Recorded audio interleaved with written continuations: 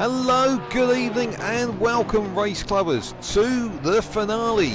And it's not just the finale of season 7, it's the finale of Race Club on PS4, because from next season, or even the very next fun race we're going to do, we are going to be on PS5, and it's going to be the finale for myself as a commentator. So please stick with us tonight. We're going to have a bit of fun in one way, shape or form, most of it legal. And we have got a rammed commentary box for you tonight. There is obviously myself as usual, and as has become a regular is Dan, Mr. Technical. How you doing, Dan? Hello, how's it all going? I apologise for my poor performance at times. Yeah. But Dan has reassured me he's not in the toilet. So you know it. that I know of. And also, all the way live from Portugal, it's Jose. Hello. How are you, Jose? How's life in Portugal? Very, very sunny. Very sunny. Yeah, okay, let's move on quickly from that then, because it's not sunny in Britain, so we'll skip over that one, if you don't mind. Yeah. So, Jose, you've been testing the various cars for this race tonight, which is a 2-hour endurance race, so we will see pit stops and strategy. You've been out there doing some testing. What are your thoughts on the different cars? So, the Porsche is noticeably faster than many of the others, but it drinks quite a bit more fuel. 0.4, 0.5. The Merc seems to be the one with the best fuel usage. The McLaren is pretty balanced. The Bentley doesn't know what a curb is, it just glides over it. So I think it will be pretty balanced, but the main difference of pit stops may be from the Porsche. Most of the cars may be a one-stopper, but the Porsche might have to do two, so let's see if the speed they have is enough to beat some of the other cars. And so that will be interesting to see. Okay, and do you think the Porsche will be there long enough to, or have enough fuel to get to the halfway point? Hardly. Maybe with a bit of fuel save, maybe. But to do that, they will have to start with more fuel than the others, and that's more weight, so they may be a bit slow. Also more wear on the tires with more fuel. It kinda is a drawback to that speed, so let's see. Right now, being qualifying, you can see the Porsche two Porsches on the top 5. So the Porsche is really quick around here. So let's see how this works. It's gonna play out a bit on the pits for the Porsche. And of course, the other thing, as being the final round tonight, it will decide the championship. So as the evening comes along, we will be keeping you updated with how the situation is on the championship, because there is a triple pointer scoring system tonight.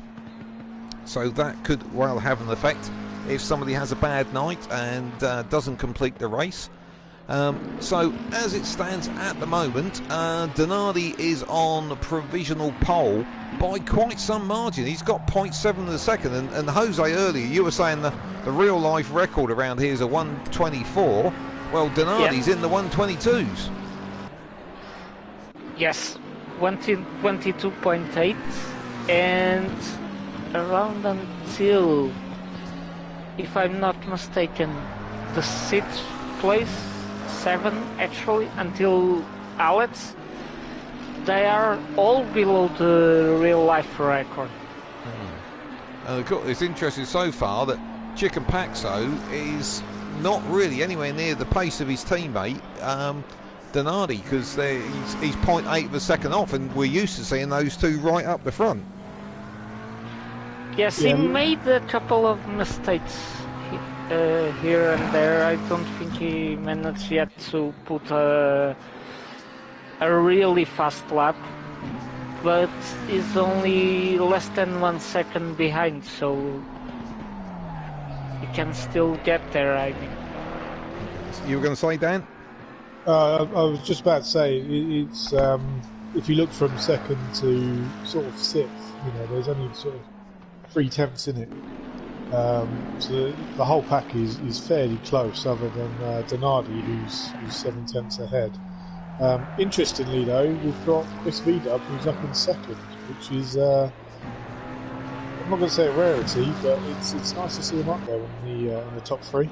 And he had that really good run at Kyalami, didn't he? And when we were watching the end of the free practice, he was up there in fourth. So I certainly say that isn't a one-off. So I think I'm just going to hop onto him. It was sort of definitely a man who's got pace tonight. So he could well be one to watch. So he's got quicker as the season's gone on, hasn't he?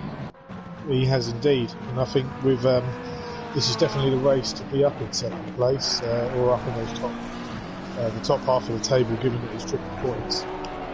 And interestingly, the other one's a little bit out, and that was Banff, who we know is a fairly quick driver. He's quite way off the pace. I wouldn't say he's put a representative time in yet, because he's down there in 14th.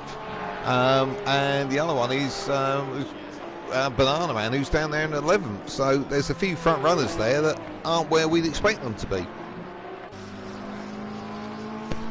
Yeah, I think DB Khan and Alex are a little bit further down the table than we're used to seeing Alex up sort of in the at least top five.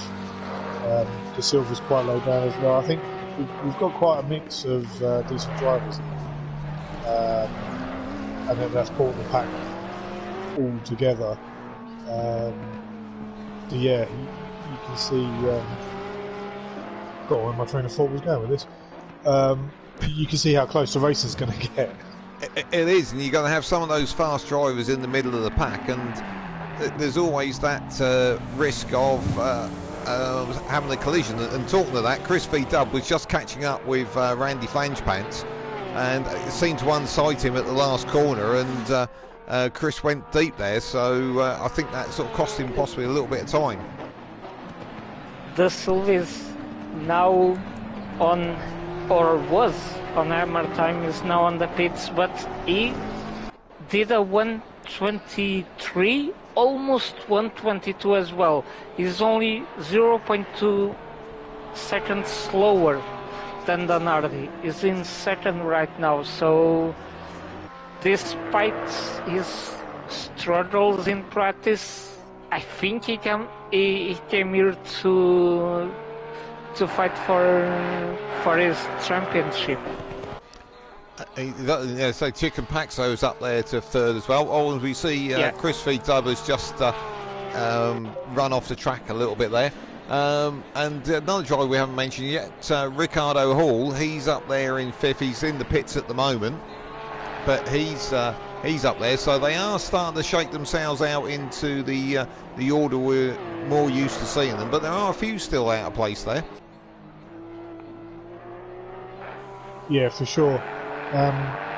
I wonder if a lot of people, given that it's the final race, have put a lot more practice in. And that's why we're seeing a lot of the grid shaking up. Yeah, good point. Could be right. And sort of triple points as well. That would make a difference there. So just quickly looking at YouTube, Tom Hacker, who's one of our regular viewers, allegedly he's working, but I think he spends more time watching us on YouTube than he does actually working. So he's checked in with us tonight, and we do love people to check in and chat with us and make comments, so please do jump on the chat. Let us know you're there and what you're thinking of the racing so far, and maybe who your favourites are, etc, etc. So that would be great to hear from everybody out there as we click down to just 2 minutes of qualifying left to sort this one out.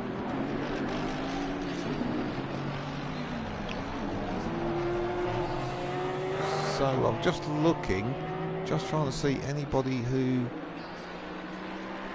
Yeah, I think Banff is still in the pits, and it doesn't look like he's going to put a representative time in, so maybe he's going for a safe bet there from the back of the grid. Yeah, I mean the first corner here is a fairly tight. It's not necessarily a hairpin. It is kind of like you do treat it as two corners. Yeah, so maybe starting from the back and seeing the carnage play out in front of you might actually be a good. There's nothing worth having 2 hours ahead of you, and at the end of the first lap you're wobbling around back to the pits to get some damage repaired, so keep it out of the way. Because my problem always used to be that I would end up in the middle of the pack. Just noticed Ricardo Hall's just popped up into 6th, and that middle of the pack is you're just so vulnerable, and as you say, you're almost better off not qualifying and starting from the back. Yeah, for sure. I mean, this braking zone catches a lot of people out as well because it's also downhill. So it's just that extra little bit of braking you need to apply. Yeah, it'll be an interesting first lap, I think. It will. It just hopefully they'll all get round neat and tidy. So, but again, it is really close, isn't it? Through that first part of the grid, and look at the vortex there. It's obviously trying to get a slightly quicker timing, just sticking the back of that Porsche out across the sand on the edge of here. Which I find this sand a bit of a problem because it does sort of drag you in. If you make a mistake, there's no resistance to it, is you're off, and you hopefully going to avoid coming in contact with a wall. Yeah. Oh, I took the contact with a wall right in front of us. Vortex has just gone into the wall, so DB Kong's just popped up into 4th. I hadn't spotted that one. He's raised the pace there. He's just wandering down the pit lane. So I'm just on board with Banana Man, who, he's just run wide the last but one corner. So that's the end of his qualifying. So Marge in the Honda, he's just coming down to complete a lap. He's 1.7 off pole at the moment. Looks like he's trying to warm the tyres there, which I don't think you really want to be doing when you're trying to put a lap in. But regardless, he's heading for the line now, and he remains at 11th. Coming up to the line is Vicente. She can just add he's going to the pits. He had his lap invalidated at Corkscrew, so okay. He's going to start below the silver. But it's a 2-hour race, so quickly things can change. They can very much, Jose. You are very right on that one. I'll be interested to see, just as we discussed already, how they're going to play it into that first corner, because it's going to be very tight between all of them, I think. Yeah, that and Corkscrew, because for example, the Bentley and the Mercedes have different brake performance. Very, very different. For example, with the Bentley, I had to brake much sooner than with the Mark or the Porsche. So it will be interesting to see if everyone can come out safe of the Corkscrew. I think Corkscrew and the first corner are the most complicated parts for braking. So who's everyone's money on tomorrow? That's quite a question, isn't it? It's a big question. I'm not quite exactly sure where we should go with that one. It's difficult to bet against. We are going to see two battles. The top three that we have, Danardi, Da Silva and Ben. I can see some teamwork happening, because Dan cannot get the championship, but his teammate can. So Dan defending a bit to, if needed, to let Ben catch up with the Silva if needed. but on the middle of the pack, it's going to be a struggle, and everyone is really, really close. Yeah, I think speaking of drivers, Ben's joined us in the commentary box for an interview. Evening, gents. So, how was your qualifying? It was all right. It's an improvement from where I was earlier on in the week. Struggling to get into the 124s, then mind getting into the 123s. So I'd have taken that lap time. Yeah, for sure. So we were just discussing about if there's going to be any teamwork play on your behalf tonight. Is there a plan between the two of you? Basically try and beat everybody else is the first thing. No, Dan has very kindly said he will help out towards the end if it's required. It's in my own hands though, I think, provided, even if Pedro beats me, provided I think if I'm 2 or 3, I think it's 3 places behind him, I'll still take the championship. But I'm not thinking like that. I want to go out and if I can beat him, great. That's the plan really. So being the old cynic that I am, Dan helping you out, we could have a conspiracy theory here if, just for example, Dan and De Silva came together late in the race. I'm sure it wouldn't come to that. We have got any Schumachers. We do have, we can call him Perez though, being an absolute animal. So we'll see how we go. But I'm sure it won't come to any kind of contact or anything else like that. It'll be fair all the way through. And what time? What are we running on time multiples here? Yeah, so the race is now you got me. It's 2 or 3. I think it's 2 times. So we should finish in the dark. It actually looks like it's the right time this time, as opposed to what happened in Zolder, where the server just decided to do whatever it felt like doing. So I think it's 2 or 3 times. Well, those I can't remember. Don't you control the server, Ben? Yeah, I've slept since I set it up, so I don't know. Okay, that's fine. I'm trying to have a look now quickly to see what it'll be. Well, it starts at 7 PM. Sure. Ben, on the teamwork front, now obviously you're lined up directly behind him. It might be worth giving your teammate a nudge and just saying, look, if you push over a little bit, let me take the inside line and you just hold them off for me. Do you not think that might be wise for you? It could be. Again, I tend to be pretty good at starts, so hopefully again it won't necessarily come to that. But we'll just see how it pans out. I think, like I said, the main thing is it's in my own hands. So I want Dan to be able to go and run his own race and not have to worry about championship and stuff like that. So just let him go and do his race. If I do what I need to do, then he can go and win the race quite comfortably, which I'm certain he will do. And the rest of us can just pick up the pieces behind him. I think last question from me is pit stop strategies. Have you got anything in mind? No, you don't. I know you don't have to tell me, but have you got something in mind? I have, and hopefully it's the right way to go. But I'm sure we will find out as the race goes on. Obviously, depends on damage and stuff like that as well. So Well, good luck to you. I think we might have to leave you there because there's only 30 seconds left before the race starts. So. Cushy. All right, guys. We'll have a good one. Thank you very much. Good luck. Speak to you later. Good luck, Ben. Thank you very much. Well, I've got to say the YouTube chat has roughly turned into a driver chat, I think. Who's saying? Vortex is saying he's happy with qualifying, didn't expect to get in the 123s. Jorgen saying good luck everyone, that's DB Kung. Tom Hacker, he's nailed his colours to the post. He's rooting for De Silva. Pains me to bet against the UK, but winning champs in first season is epic.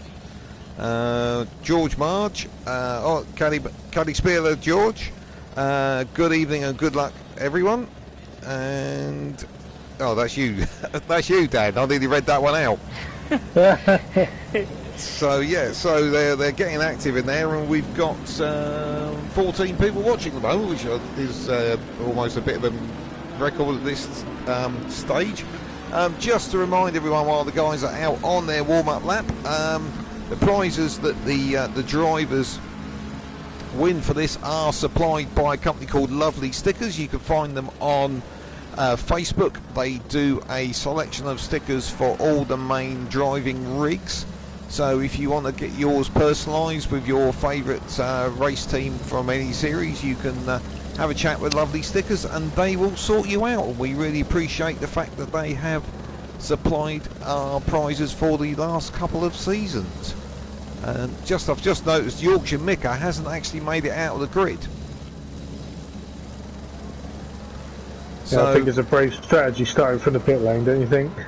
Or is it the extreme of what you were saying about keeping out of trouble, and that's the way to do it?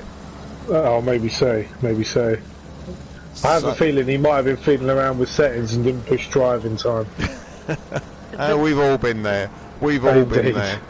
I think the problem is going to start with the very cold tires, and the corkscrew is a bit tricky with the cold tires, and he's going to get cold tires at least on the first lap when he gets there.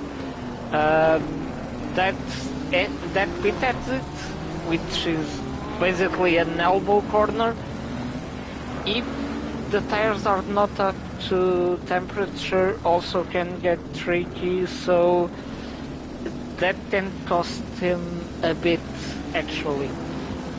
Okay, so just to let people at home know, the two championships main protagonists are De Silva, who is in that shiny grey McLaren on the right of your screen as we look at the moment, and Chicken Paxo, who is in that lime green car. So as they're getting lined up side by side, they are the two guys that can walk away with the championship tonight. Chicken Paxo in the lead at the moment, but we will keep you updated as the race goes on. And they are just heading into the final hairpin. They're keeping it within their electronic bays. They have to as they're heading towards the line. I think this is one of these where the start line is a little further up than where I normally think it is. And we're off. Here we go. And that's Donati on the left, Silver on the right. They're side by side.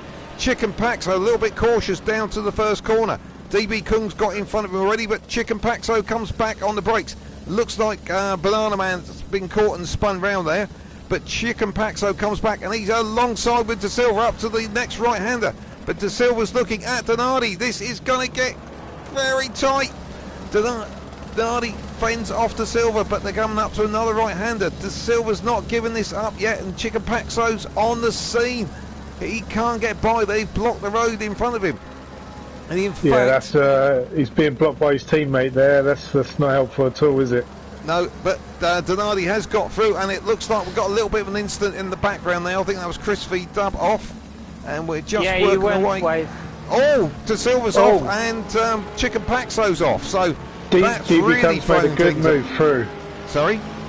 DB Comes made a good move through into the corkscrew, so now he's up to second.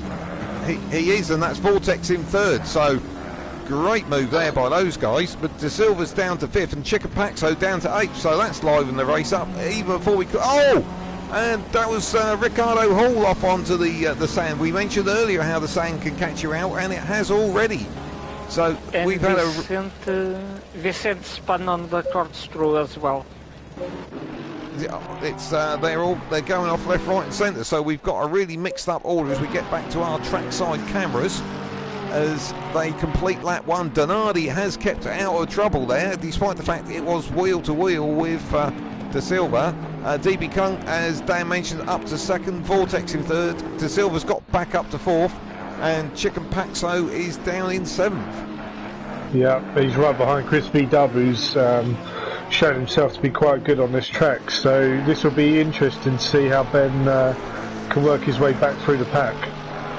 And we might have another driver joining us. Johnny Waffle's in the pit lane at the moment, so I believe he said he couldn't quite get in until race start. So he may be starting from the pit lane, which is going to put him a little bit on the back foot. But you know, it's going to be a long night. It's a 2-hour endurance race, so could get interesting as the night goes on for Johnny Waffle. I'm just on board with Vortex at the moment, and he's looking to make a move on DB Kung. quality driving through the corkscrew, and he's going for the move now. Oh, is he going for the cutback? You're right. Oh, tasty. But he's the wrong side for that corner, isn't he? Yeah, unfortunately. Oh, or is he set him up for the turn 1 and 2? He's going to make a dive up the inside, so we'll have to see if DB Kung actually defends. Banff did a mistake also. He lost a place to Ricardo Wall and James. And I think another one and is Randy Flanchpad. Okay. I think Chicken Paxo's made a mistake as well, because he's fallen back behind Alex Powell, because I think he was back up to 7th at one point. He was, yeah. I think Alex has either made a move on him or Paxo's gone a bit wide somewhere. Or I think the battle definitely is DB Kung and Vortex at the moment. Sorry, Trev. Oh, yeah. No, good spot, because I've just hopped onto it, and Vortex is up the inside for the next left-hander. Is he through? Yeah, and don't rule out the Silver either, who's coming through. Oh, like a champion. They're not going to go 3 wide. Surely not. Oh, what a move! That is brave through there. That was really opportunistic, but Vortex isn't quite giving it up yet, I don't think.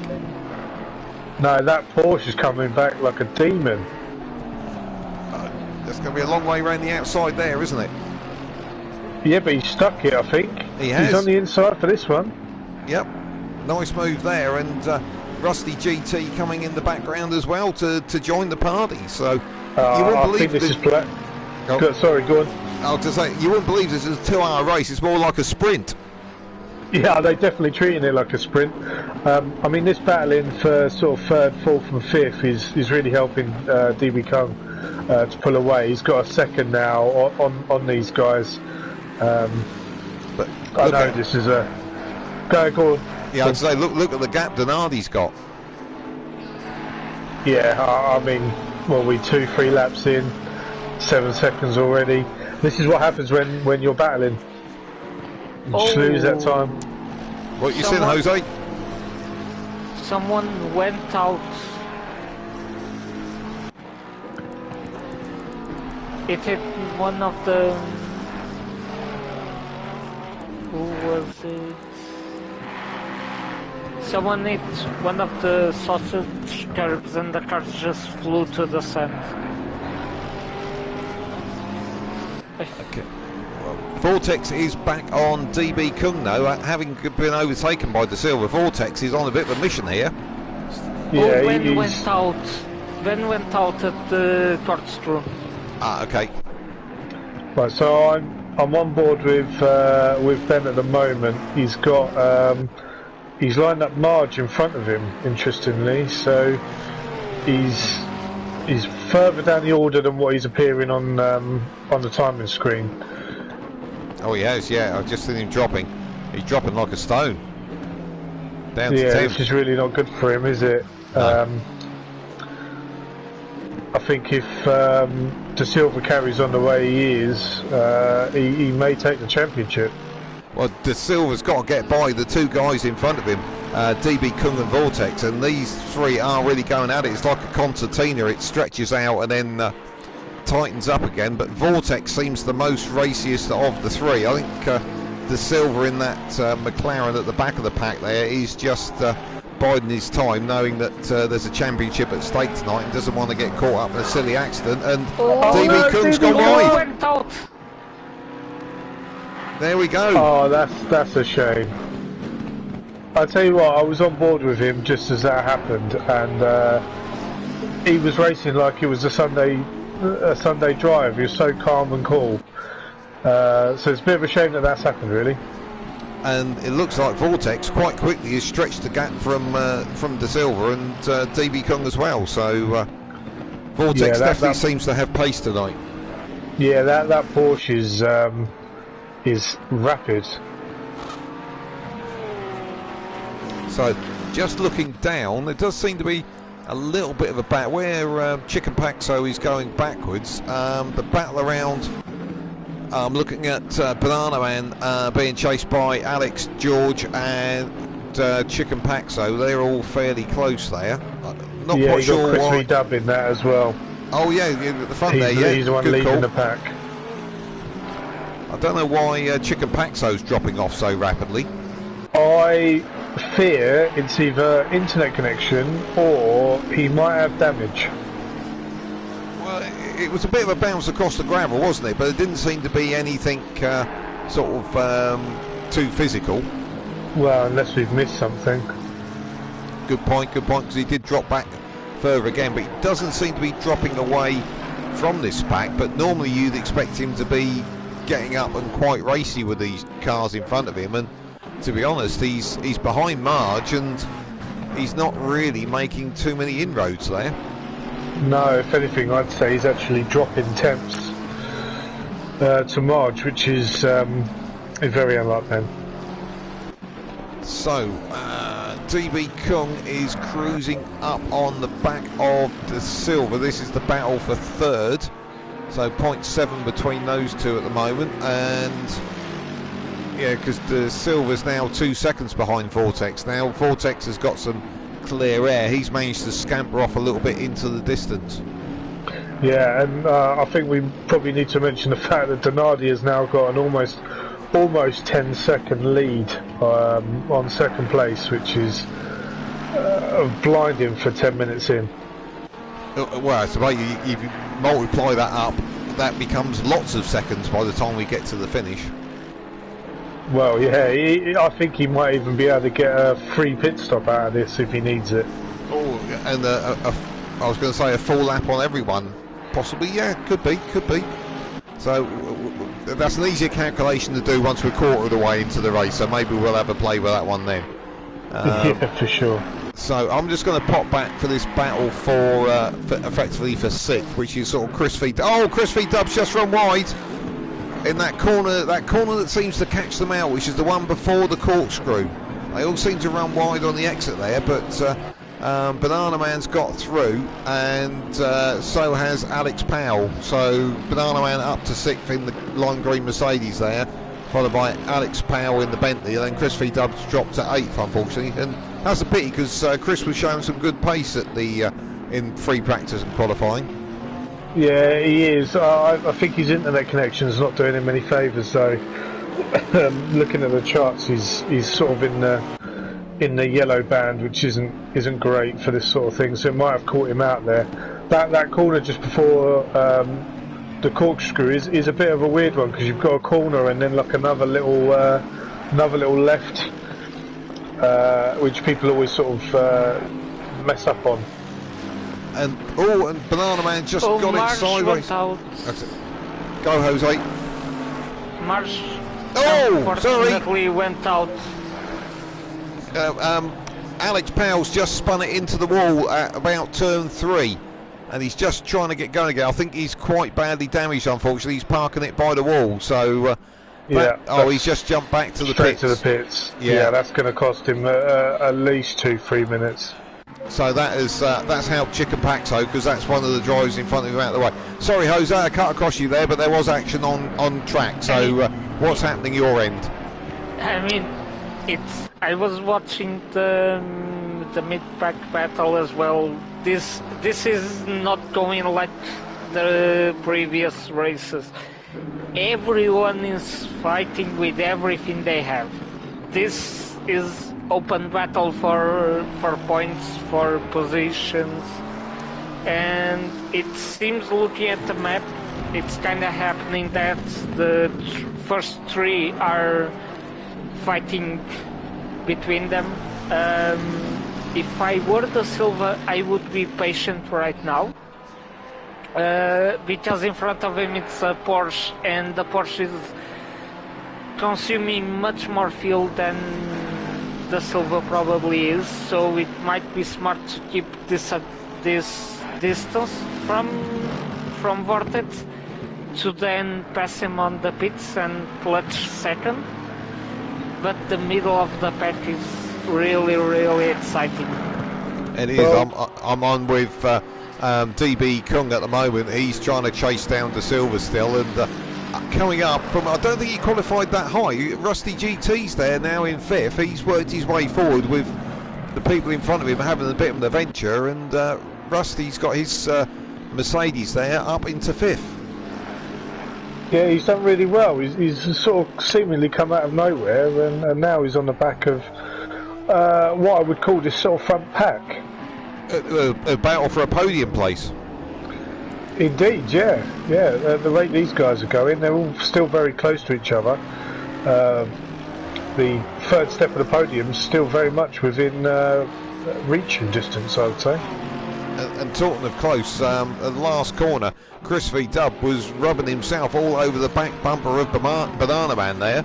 It was almost they sort of tripped each other up, but they're all still going the right way. And coming up in Chris V Dub's rear view mirrors is Chicken Paxo, still down in 8th at the moment, and obviously still trying to make his way forward.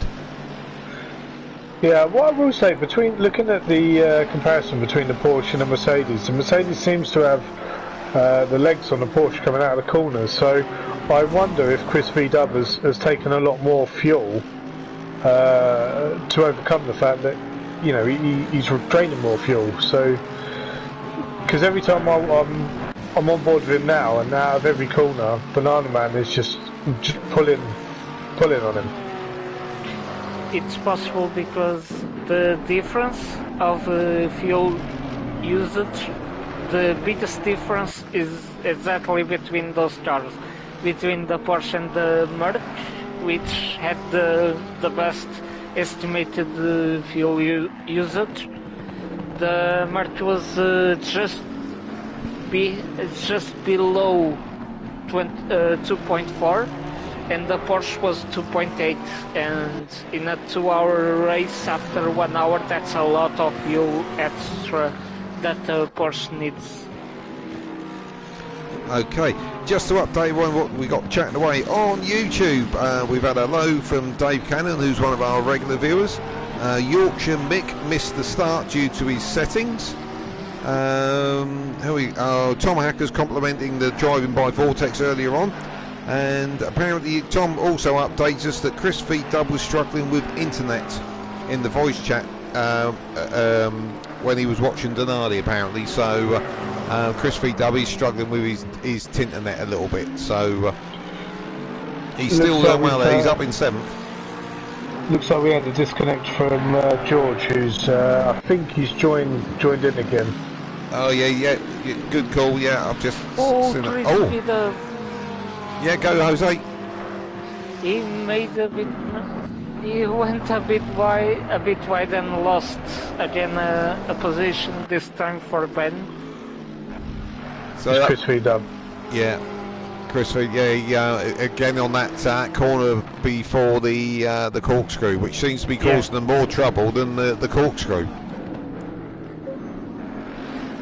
I wonder what toll the extra fuel might be having on the wear of the tires. I think we'll have to wait a little while to find out, because we're only 16 minutes in at the moment.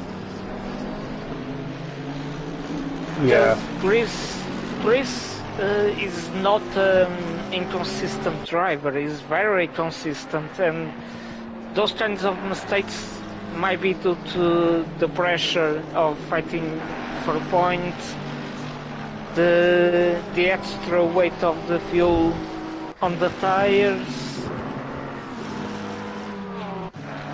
Well, the other thing I noticed, apart from the front guys who have made a bit of an escape, the rest are still, you know, remarkably close to each other. Considering, okay, we're 17 minutes in, but there's no. We've obviously had a couple of people that have had incidents and so on, but there's nobody's sort of got too far behind. Even our sort of pit lane starter, Johnny Waffles in 14th. He's got ahead of Marge, who had the disconnect. Yeah, the group where Ben, Chris, Banana Man as well it's 7 cars that, for example, right now are on the main straight, on the finishing straight. It's 7 cars, which are not very far from each other. One mistake is a small mistake. Going wide, it's a position loss if you're in that group. It could be very expensive. Yeah, maybe not just one position either. Small mistake if you've got 3 or 4 cars behind you. It's, you know, you get they pull through you like a train. Yeah. I am still fascinated with what's happened to Chicken Paxo's pace. Well, he's starting to look a bit racy again. So, I don't know. It's a tough one to tell. Normally, he's sort of braking a lot later than most people. He might just be struggling with this track. It could be, but he's still qualified well. Yeah, I know, but that's just one lap, isn't it? Yeah, I can do one lap. It's stringing a lot of them together. I can say at least for what was my concern or my concerns for this one. One of the things were the brake pads, because the brake pads are supposed to last 2 hours. The question is, do they I don't think they last exactly 2 hours. I think they may vary depending on the driving style. So I wonder, did Ben switch the brake pads to 2, and it's hindering him a bit against the others who can be with 1, for example?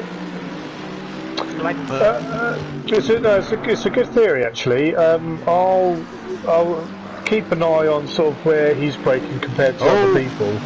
We've got. I think we've got Banana Man. Yeah, that's it. Banana Man up into the corkscrew. No, couldn't quite make it. He was having a go at Rusty GT, and Rusty GT, I think the previous lap had a go at DB Kung and actually got by for a little while, but at the last corner, DB Kung got back by him, and now Rusty's falling back into the clutches of Banana Man, and in the background is Chicken Paxo, and he's closely followed by Chris V Dub. So it's still, as Jose mentioned earlier, still very tight in this mid-pack. Sorry Dan, I cut across you there because of the action happening. No, that's okay. I was going to say you got to have balls of steel to try and move on the corkscrew, I think. And Tom Hackel, our interactive viewer, he's like a sort of semi-commentator. He's noticing or believes that Vortex is slowly closing on Donardi. So I don't know if that's a case of him closing on him, or is Donardi taking it easier. The gap come down at one point to about 6 seconds about 5 minutes ago, but it's gone back up to 8 seconds. I think it could be a combination of things. Donardi taking it easy for a few laps just to sort of eke out the fuel, and he's tired maybe. Banana Man's wide at nasty corner. Yeah, it's just allowed Paxo to fly through there, hasn't it? He left the door wide open. The Paxo went, thank you very much. Yeah, indeed. Opens the door, Paxo went straight through it. So looking at the brake distance, I think Ben may have changed his brake pads. I noticed Banana Man was able to brake a good. Well, looking at the boards, he was braking one board earlier. So we'll have to keep an eye on that. So I'll just hop on board with Chicken Paxo as we are hunting down Rusty GT, trying to take a wide entry to the first turn, which I think is the Andretti hairpin, and he's looking each and all ways to get around Rusty here, because there's only these 2 cars in front, and he'll be up behind the silver, and I think that keeps him in the championship pole position, I believe. Yeah, I think that's keeping him hungry, isn't it? Because he's really going for it with Rusty now. Something happened to March. I noticed his split wasn't showing. March was exiting the pits again. so I don't know if he had some small issue, a small notch, but besides the disconnection, so he lost a bit more time now. Yeah, Okay, he's so- looking at 4 laps, isn't he? Plus 4 laps, so that's quite. Oh! Rust! Right in front of us there, Rusty went off. Right in front of us, and oh, Chicken Paxo could have caught him so easily, and he got away with it. He caught. That was a good reactions from Ben there, because yeah, that was very, very close. That was heart in mouth moment. It just shows It was. these sort of sandy runoffs can really catch you out. So many of these modern circuits have great swathes of tarmac around them, don't they? So you don't really pay a penalty when you run wide, but you certainly do here, because you're off into that sandy stuff, and before you know it, you've got a problem on your hands. Yeah, just dropping a wheel onto it is going to cause you enough to spin out. You know, especially on corner leading just up to the corkscrew. It seems to be the major one that's catching people out, and the one just before the last turn. Oh, that that also seems to downhill. be catching a few people out. Yeah, that downhill right-hander. Yeah. Chris V Dub's making his way back again. See, you can see him in the background there from Chicken Paxo. So Chris coming up onto the back of Banana Man. So I think this midfield battle at the moment is the one for us to stick with, because I think this is where the action is likely to appear. But interestingly, Chicken Paxo partly got himself to the front of this pack, but mainly due to others having instance. But he's certainly not pulling away. No, still 2 seconds behind DB Kung as well. So I think give it 5-10 minutes to see where that split is again. Sorry, 4 seconds behind. My time screen hasn't quite updated. Yeah, 4 seconds behind, so have to see if he's taking time out of that. I'll have to do some quick looking in a minute to see if I can work out where we are championship-wise, and I'll see what the gap is between them, because it is a little bit of a challenge, because the resolution I've got is not very good, but I can try and find some way of getting over it. If I remember, the Silver needed 2 spots difference at least from Chicken Paxo. So right now, Paxo's got it. Yeah, the Silver would need to pass a vortex, which might happen. 14 seconds is a lot to make up, though. Except if the Porsches go for 2 stops. Yeah, They- I'm curious about that, because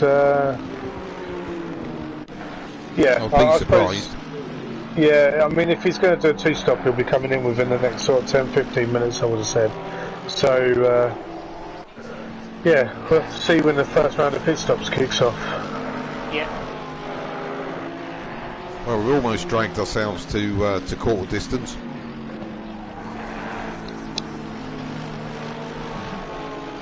And there's nobody. Okay, Denardi's a little way away in the lead, but nobody else is particularly too far, sort of too far apart, particularly in this midfield. No, I mean, looking at the track map, it's really 5, 6 and 7 that are the ones to watch at the moment. Yeah, it would be interesting to see if it starts to sort of change around a bit once we get to that sort of pit window area. Just to clarify, have we got a mandatory stop? Yeah, well, none of them are going to get to the end, are they? Oh well, I'm not saying they are, but I'm just wondering whether there's a an actual pit window that they have to meet? No, because there's not. Okay. The little box by their Isn't orange, little it's green green. box is already green, isn't it? So Yeah. So I'm just having a look down. Vortex Denardi gap is looking fairly stable at the moment. The Silver's dropped away from him a bit, but he's got a bit of a buffer zone to DB Kung. So just again, it is this battle. These guys on sort of fourth down to eighth, really, isn't it? Yeah, looking at it at the moment, it is. I think everyone else is now starting to come under blue flags, if I'm right. Maybe Yorkshire Mika's still on the same lap, but definitely from 11th is now starting to see blues. Yeah, and obviously the as you say, the ones who possibly could be trying to do a two-stopper, they're going to be looking to pit in the next sort of 10 minutes or so, aren't they? Yeah, I would have said so, because if they leave it too long, then your last stop you'll only be, I mean, you'll be doing a splash and dash, I guess, but not really ideal when you're fighting for positions in the last sort of 10-15 minutes of the race. Chris Vidal and Vortex might have already spent around 53 liters of fuel. So that's like half of the tank of the car. With the 19 laps. With 20 goes to around 55. So it might be just close. If they save enough fuel, they can do one stop maybe. But they What? Chris went off. Yeah, I see him recovering. It's still very tight in that mid pack, isn't it? One little mistake and you're losing the position here and there. Yeah, that's really unfortunate. That is. Yeah, he's fighting to get that position back, isn't he?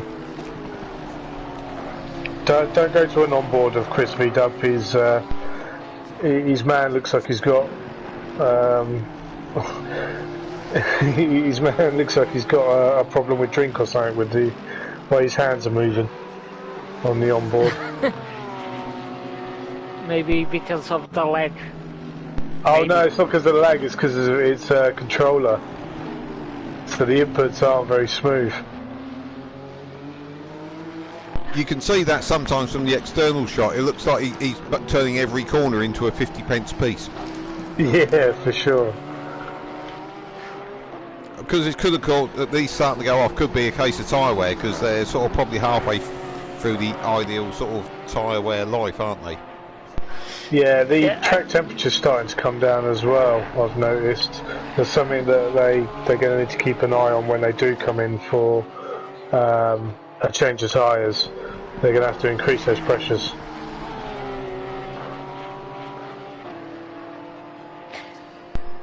And of course the ones who've been serious will have been practicing to work out what temperatures they should be working at. Oh, I hope so. In a way, I kind of hope they haven't, so we see people with underinflated tyres.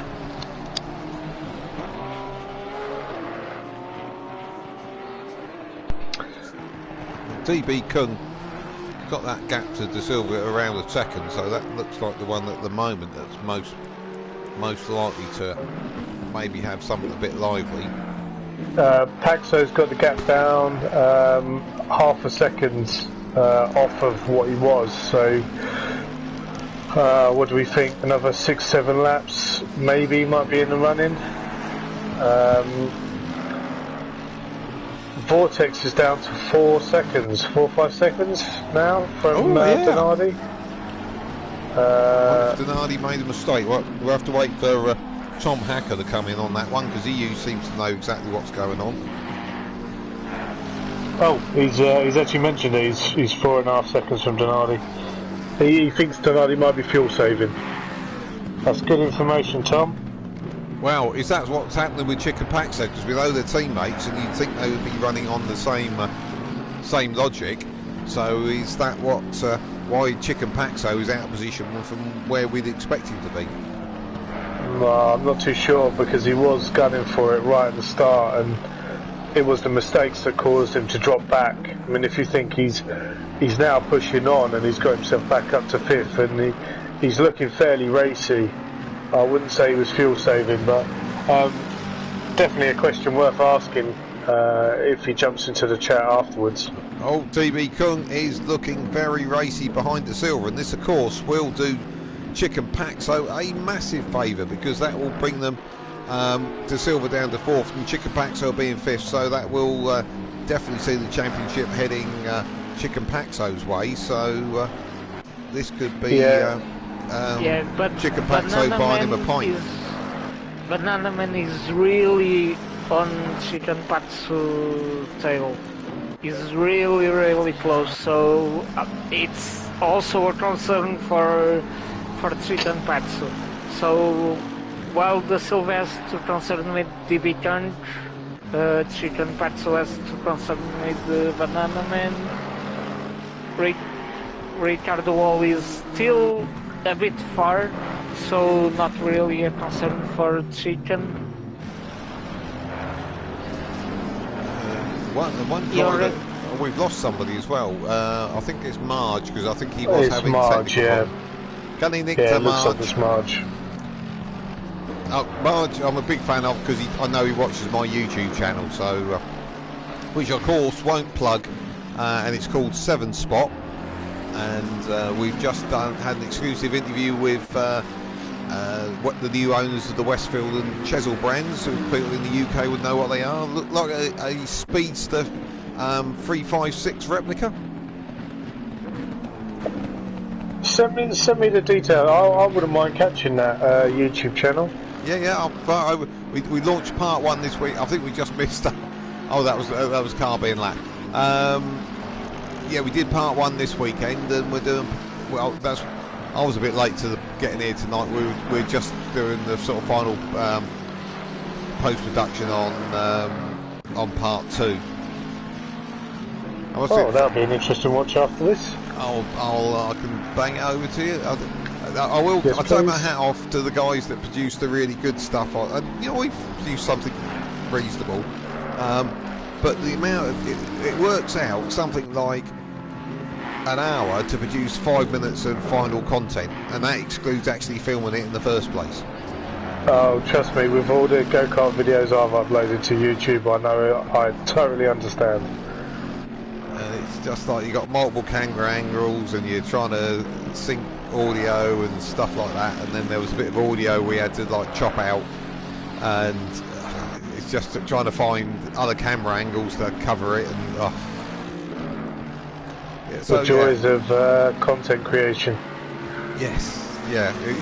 The ones who just do have a camera sat in the corner and run it, and then people watch it, you think, God, you don't know how lucky you are. So, so it's been well received. So it was the new owners, the first time they'd let a camera crew in, so we were quite chuffed with that one. So all done by organised by a guy in Canada, which makes no logical sense at all, but I think Jim just badgers people until they say yes. So, thankfully we've done some other content, so the guys were able to watch that and see that we weren't total amateurs. Yeah, for sure. Trevor, sorry to interrupt you, but the Sylvan DB Kung are really close right now. Yeah. 0.3 seconds, 0.2. DB Kung's been on him. Sorry, go on. Yeah, we'll have to see what DB Kung could do in the next few corners, because he's kind of kept that gap to De Silva for the last couple of laps, I would have said. Another one that is looking like an interesting little battle is Yorkshire Mika and Rusty GT, who I'm pretty sure at one point was a lot further up the grid. Well, Rusty was. Yeah, but Rusty had that spin in front of... DB Kung was about to look down the inside of Andre Hairpin. Thinks better of it. But Rusty GT had that spin right in front of Chicken Paxo, didn't he? Oh, Yes. of course he did, yeah, of course he did. But the other thing, Yorkshire Mika started from the pit lane. And now he's 9th. Yeah. So Never give up. It just goes to show you never give up. So Banana Man's dropped off a bit off the back of Chicken Paxo. Chicken Paxo's got a little bit in the groove there.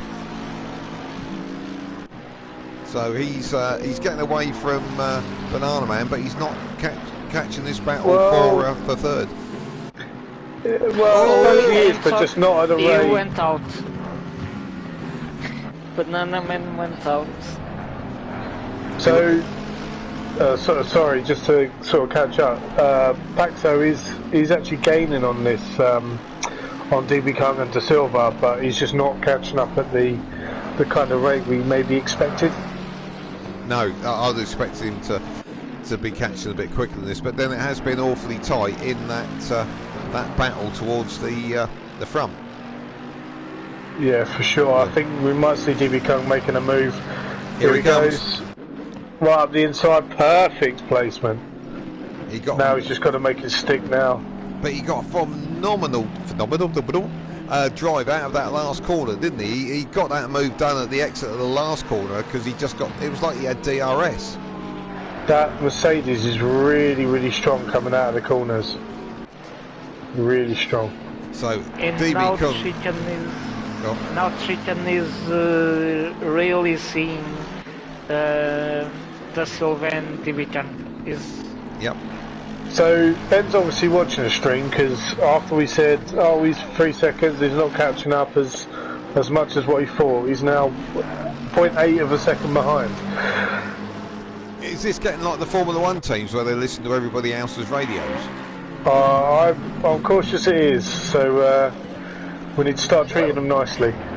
So here we go. This battle for That third. happened. Sorry. I don't know if both of you remember. One of the drivers was watching us at Zolder, so that's possible. Yep. It is possible. Well, it's one way to see what everybody's doing, isn't it? Yes. But yeah, this is the battle for third, fourth and fifth still. So DB Kung followed by De Silva, followed by Chicken Paxo, and De Silva and Chicken Paxo, the two that are battling for the championship. And at the moment, the pendulum for that is swinging Chicken Paxo's way. So DB Kung getting by there has done Chicken Paxo a big favour as he's brought De Silva back into his clutches. Very interesting. Oh, is that Banff spun out?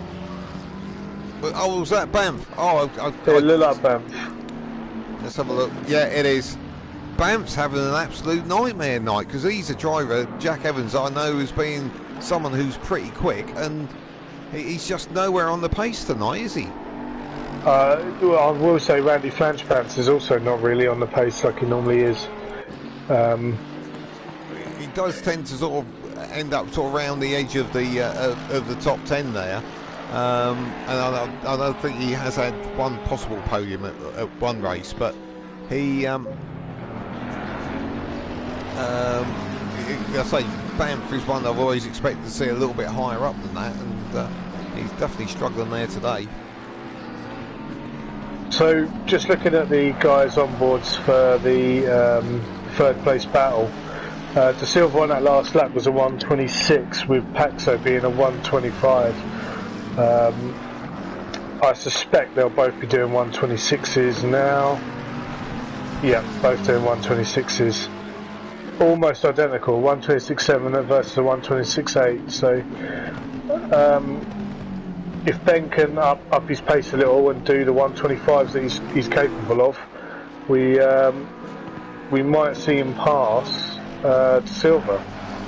Possibly, and in the background I can see, and I'll just hop to it and hope nothing happens in front, Ricardo Hall, who had that off a little bit earlier on. He's now making his way back forward, and he's sort of catching Banana Man, whereas Banana Man, as Jose mentioned, was hassling the back of Chicken Paxo a few laps ago. He's significantly dropped away. Maybe it's sort of starting to get into that tyre wear phase, and Banana Man in the green Mercedes there falling back in the clutches of the grey Nissan. And I think Vicente had some big issue because he was stopped at the pits. He came back to the track now. Okay.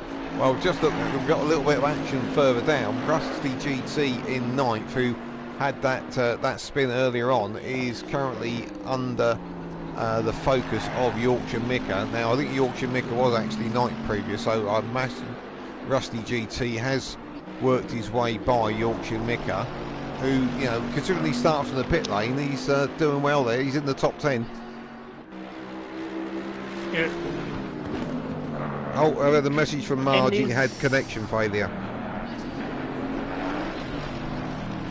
That's unfortunate, really. I mean, in terms of this series... DB comes gone off! DB comes gone off! Yep. Sorry to interrupt, guys. Yep. Oh, yeah, that... And hard. Yeah, he's and gone in hard. there hard, isn't he? The front end of that is badly damaged. Oh, I feel for him. That was Chris V Dub going by there, so yeah, he's down to 8th now. So just trying that a little bit too hard. And again, though, did you see it? Was it one of those where he ran over the exit curb and it just spun up on him and round it went? It was tough to see because I was on board with Paxo at the time, and as he's come around the corner, I've sort of seen his tail go. So it's hard to see what actually caused the problem, but I suspect you're right. He's dipped a wheel on the sand and spun himself round. Because these curbs are so flat, it's so easy to run over the far edge of them, and as you say, just dip your wheel in the dusty stuff and you're off. Yeah, I have a feeling we're going to see DB come in, do an early pit stop, because we're getting into the pit stop window now, even for the one-stoppers. I would suspect that the Porsches are not going to do a two-stop though, because we would have seen them start to come in now. Probably, yes. Yeah, I think they're all targeting that one stop, which is, I imagine it's got to be the fastest way round. They can always turn the engine down a little bit to conserve fuel, can't they? They can, but I suspect no one in this racing league has ever turned an engine down. So we got De Silva and Paxo now going wheel to wheel. Yeah, De Silva running a little bit wide. Yeah, he made a couple of errors there as De Silva. He's under pressure there from Chica Paxo. Oh, Paxo, he braked a little bit earlier, and I think he's done well there because he has avoided damage, I would have said. Yeah, I suppose he's in that position where he doesn't want the championship to end with punting De Silva like a 9-ball, 8-ball into the corner pocket at the hairpin. That wouldn't be the way to finish it. Definitely, I think the game plan now is to take it easy. I mean, he's still got an hour and 15 left, so this race is not over by a long shot. I mean, he might even be able to take him do an undercut in the pit stop. So, but if he's lots playing of strategies. If he's playing championships though, he can just sit behind De Silva and watch him home, can't he? Yeah, Yes. very true. But I suspect Ben's not the kind of person that will sit behind and watch. So Division didn't went to the pits. No. Maybe he needs. Interesting. Does he need to run for a few laps just to get far enough so that he can fuel it to the end? Possibly, yeah. Yeah, but I suspect that those cars should be able to hold a little bit more fuel. And Randy. I don't know, guys. I think it's a mistake him trying to stay out with the front end damage he's got. His lap times are going to be coming right down. So this battle for the third is still raging, but it looks like De Silva's just easing himself a smidgen away from the other McLaren, the green one of Chicken Paxo. Looks like Chicken Paxo was looking racy a couple of laps ago, and now he's just eased off a bit. Maybe that's tactical. Well, possibly. Let's say all he really has to do is avoid any accidents and see De Silva home. But if I know Ben, I think he'd want to race all the way to the finish line. Well, talking of racing, I suppose we ought to have a little bit of screen time for our leader, who we saw for about the first sort of lap and haven't really noticed since, and that's Donardi in the black McLaren, teammate of Chicken Paxo, pole sitter, and he's cleared off and gone. Yeah, I just looking at his times, he's putting in consistent 124.5s. That was a 124.6. What an absolute animal. Not even the Porsche behind him is able to crack. Oh, and literally just as I say, he creeps into the 124, so I'll take that back. It's always the way, isn't it? From third downwards, so we're looking sort of 125, 126 for lap times. Sat there in second is the Porsche Vortex, and he had to elbow his way through a little bit earlier on, pulled off some nice manoeuvres, which I know Tom Hacker mentioned, and he sat there quite comfortably in second at the moment, about 8 seconds off Vortex, but he is a long way in front of De Silva. I don't think, I'm trying to see, I don't think we're even going to get the gap, because I think they're so far apart, they're going over other timing lines. Yeah, I have a feeling you're talking 45 seconds, possibly more than that. I mean, Vortex is doing an amazing job of keeping within sort of under 10 seconds to Donardi, who is absolutely flying at the moment. So it's got to be commended. He's doing a brilliant job in that Porsche. And he's a recent newcomer to the series, and I have seen him racing before in the past, but he is absolutely flying here. So we'll pop back to this battle for third, which is De Silva in the grey car and Paxo green one. Randy's off. I think that was a tactical dive. I think he's I think he's done that to try and get out of the way, which is max respect to him. You make that sound like he drove into the gravel trap and shouted, "Ref, it was a foul." Oh, sorry, my wording's maybe not maybe not right, but the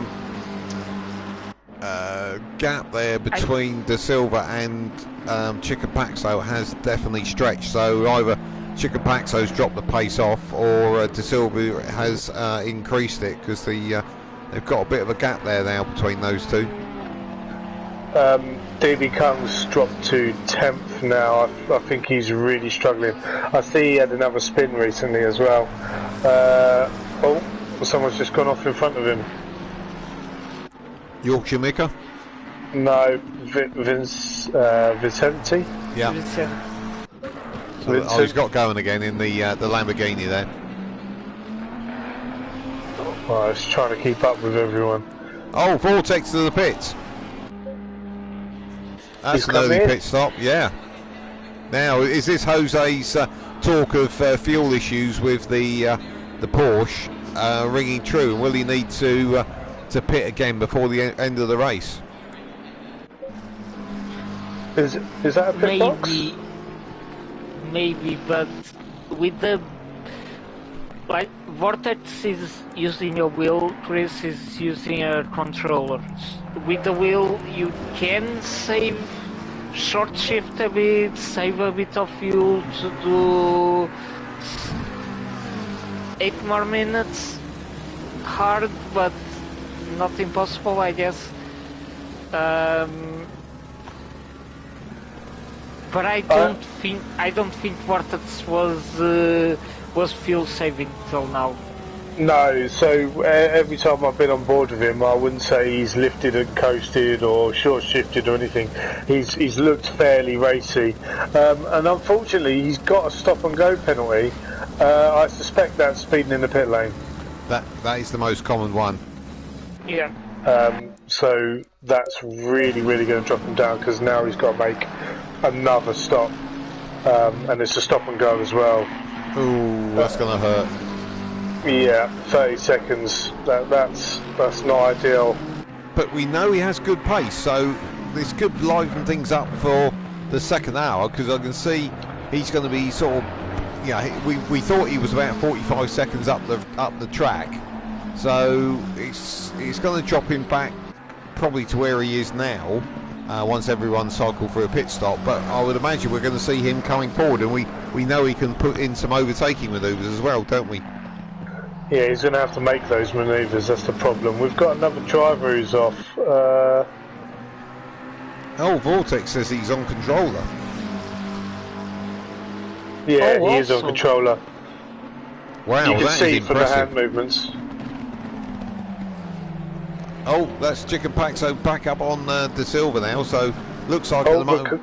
Go on. Sorry, I think Ricardo Hall just went off, but he looked like he'd gone off on the lap chart, but he's still on the track, so I'm not too sure what happened there. Sorry, Trev, I just completely ruined what you were going to say. No, that's right. I was just saying we had a YouTube comment in from Ivan Nugent, who says he loves this track, so I think we're loving it because it's given us some good racing tonight.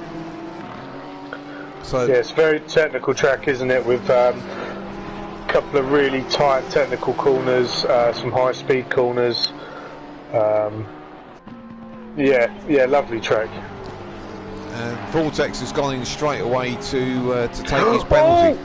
Go on. Sorry, I was on board, just switched on board with Paxo, and I could see him flying right up the gearbox of De Silva. I thought he wasn't going to make thought he wasn't going to be able to brake in time. Just gave me a bit of a heart attack then. Yeah, no, he has. Yeah, it was showing him only half a second at the previous gap, but I think it's a bit more than that now. Right, someone's just got to stop and go. Oh no, stop and go cleared. So that's put Vortex down in 9th. So I think effectively he's ahead of DB Kung, but obviously DB Kung's had his little adventures. So once the others all cycle in their pit stops, I think he's going to pop out about 6th or 7th Vortex, but I think he should be moving forward fairly quickly. But I say, if he's on the controller, well, I'm just going to go and throw my rig out of the window, because that is incredible.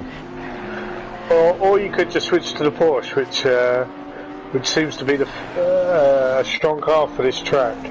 If they're both on controllers and putting in the performances that they are. Oh no! Just saying that Vortex has just run wide, so the controller didn't quite help him out on that particular occasion. But yeah, sorry, you were saying. Oh, I've completely blanked what I was saying at the moment. Well, I'll fire out with some. Tom Hacker's just jumped in go on. Go, Jose. The Porsche is really, really good on this track. Before we started, I even said to Trevor that I have tried it and loved the way the car handles on this track. I even liked it more than my Aston. So imagine that. No, but it's a really it's strange, because you have that image of it's a really powerful car, but you need to be a bit sensitive. Not here. The car gives you security when exiting the corners. It's really easy to go below 130. It's a really solid car on this track.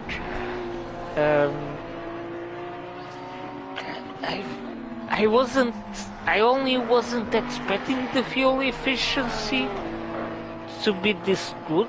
I was expecting the fuel part to be worse, but it might just be good enough to maybe bring some results to Chris and Vortex. Well, it'll be interesting to see when Chris V. Dub decides to stop, because he's obviously in the Porsche as well, and he's running there in 4th at the moment, and we're just coming up to the hour, so it will be he's obviously had enough on board to get to half distance, so suggest it can be done with one stop. Yeah. So the other thing, you're going to tell everybody, Dan, that comment that Tom Hacker just put in.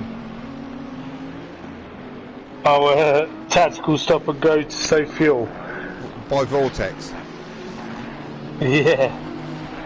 Oh, and just so I mentioned him, Chris V-Dub Oh, is in the Chris pit lane. spun on the pits. He's spun on the pits, is he? Yes. Oh, he's going again. What inside that last tight corner? Yeah. He's just coming a bit hot then, isn't he? Yeah. I get the impression that I think Banff may have parked it up because he's been in the pit lane for a little while, so I think he may have decided to park it. I think he's spectating now, watching the race play out. He ought to come and join us in the comms box. I think he should, yeah, give us a driver's perspective. So Donardi's still putting in one solid 124 laps. Just going to go down to Vortec, who's also putting in 124 laps. Last lap was a 124.2. That's absolutely animal pace. This one's a 124.3. Yeah, he's flying. He's flying in that Porsche.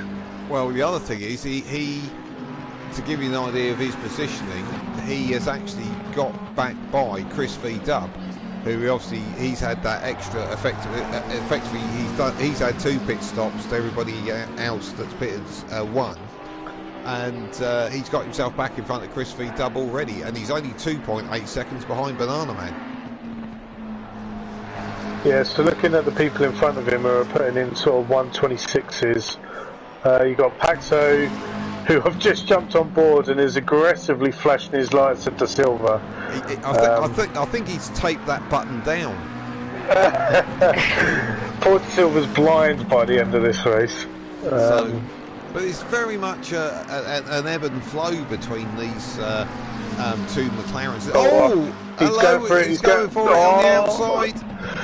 I'm waiting for him to come into shot. No, he thought better of it.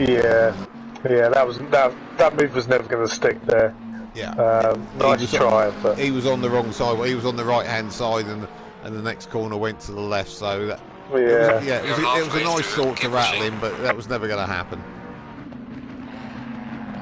Also, because I think, my opinion, because Ben knows this place is good enough to clutch the victory on the series.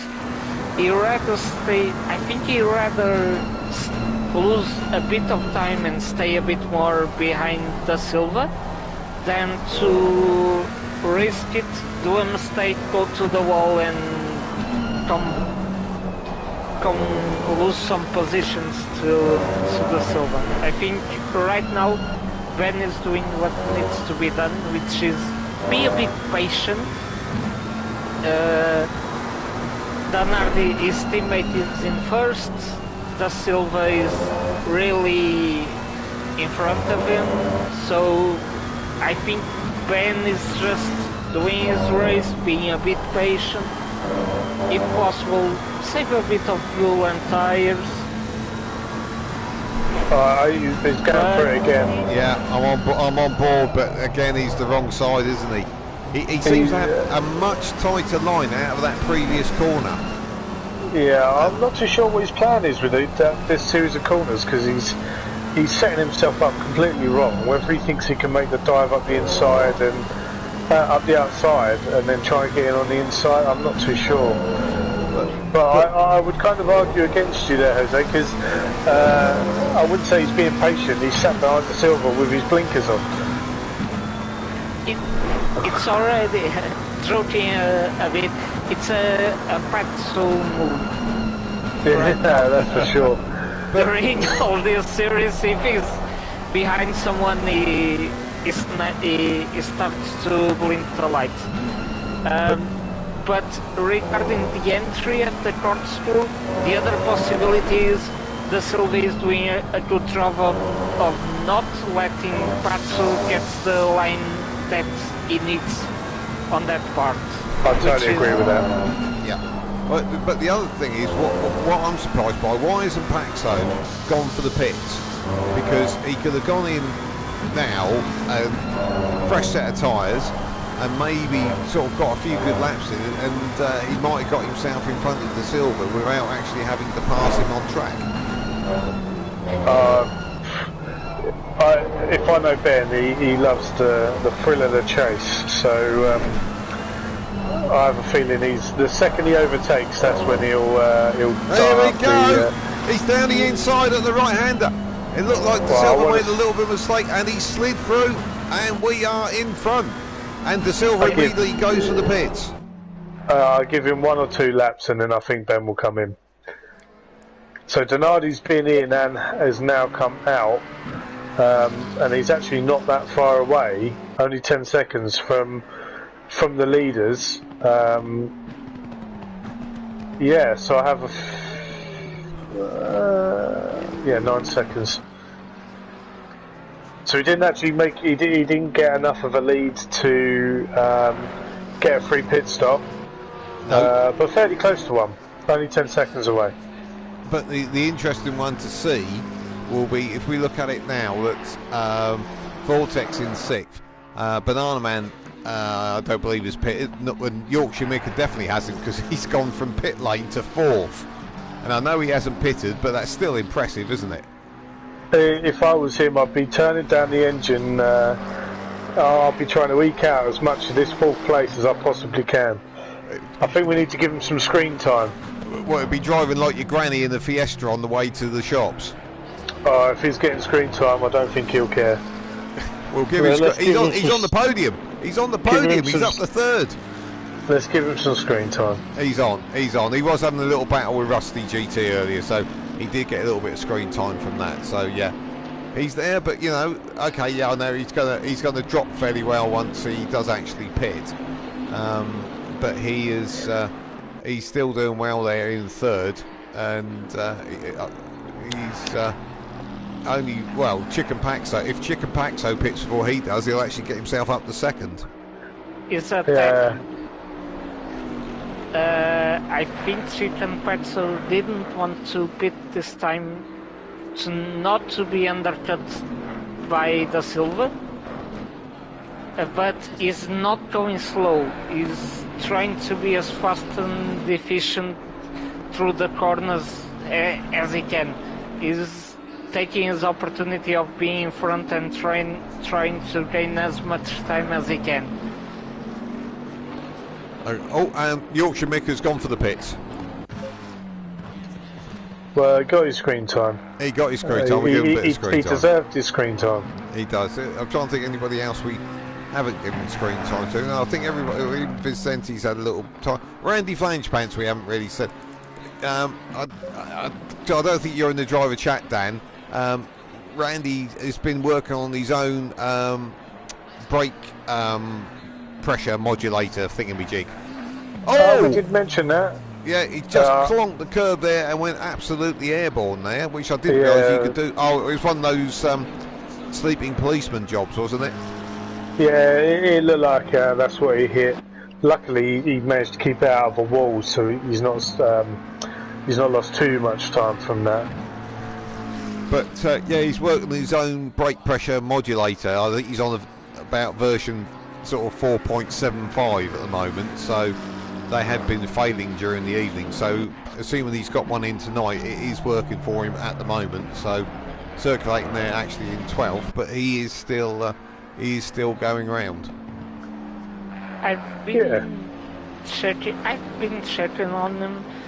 I think he's having some issues.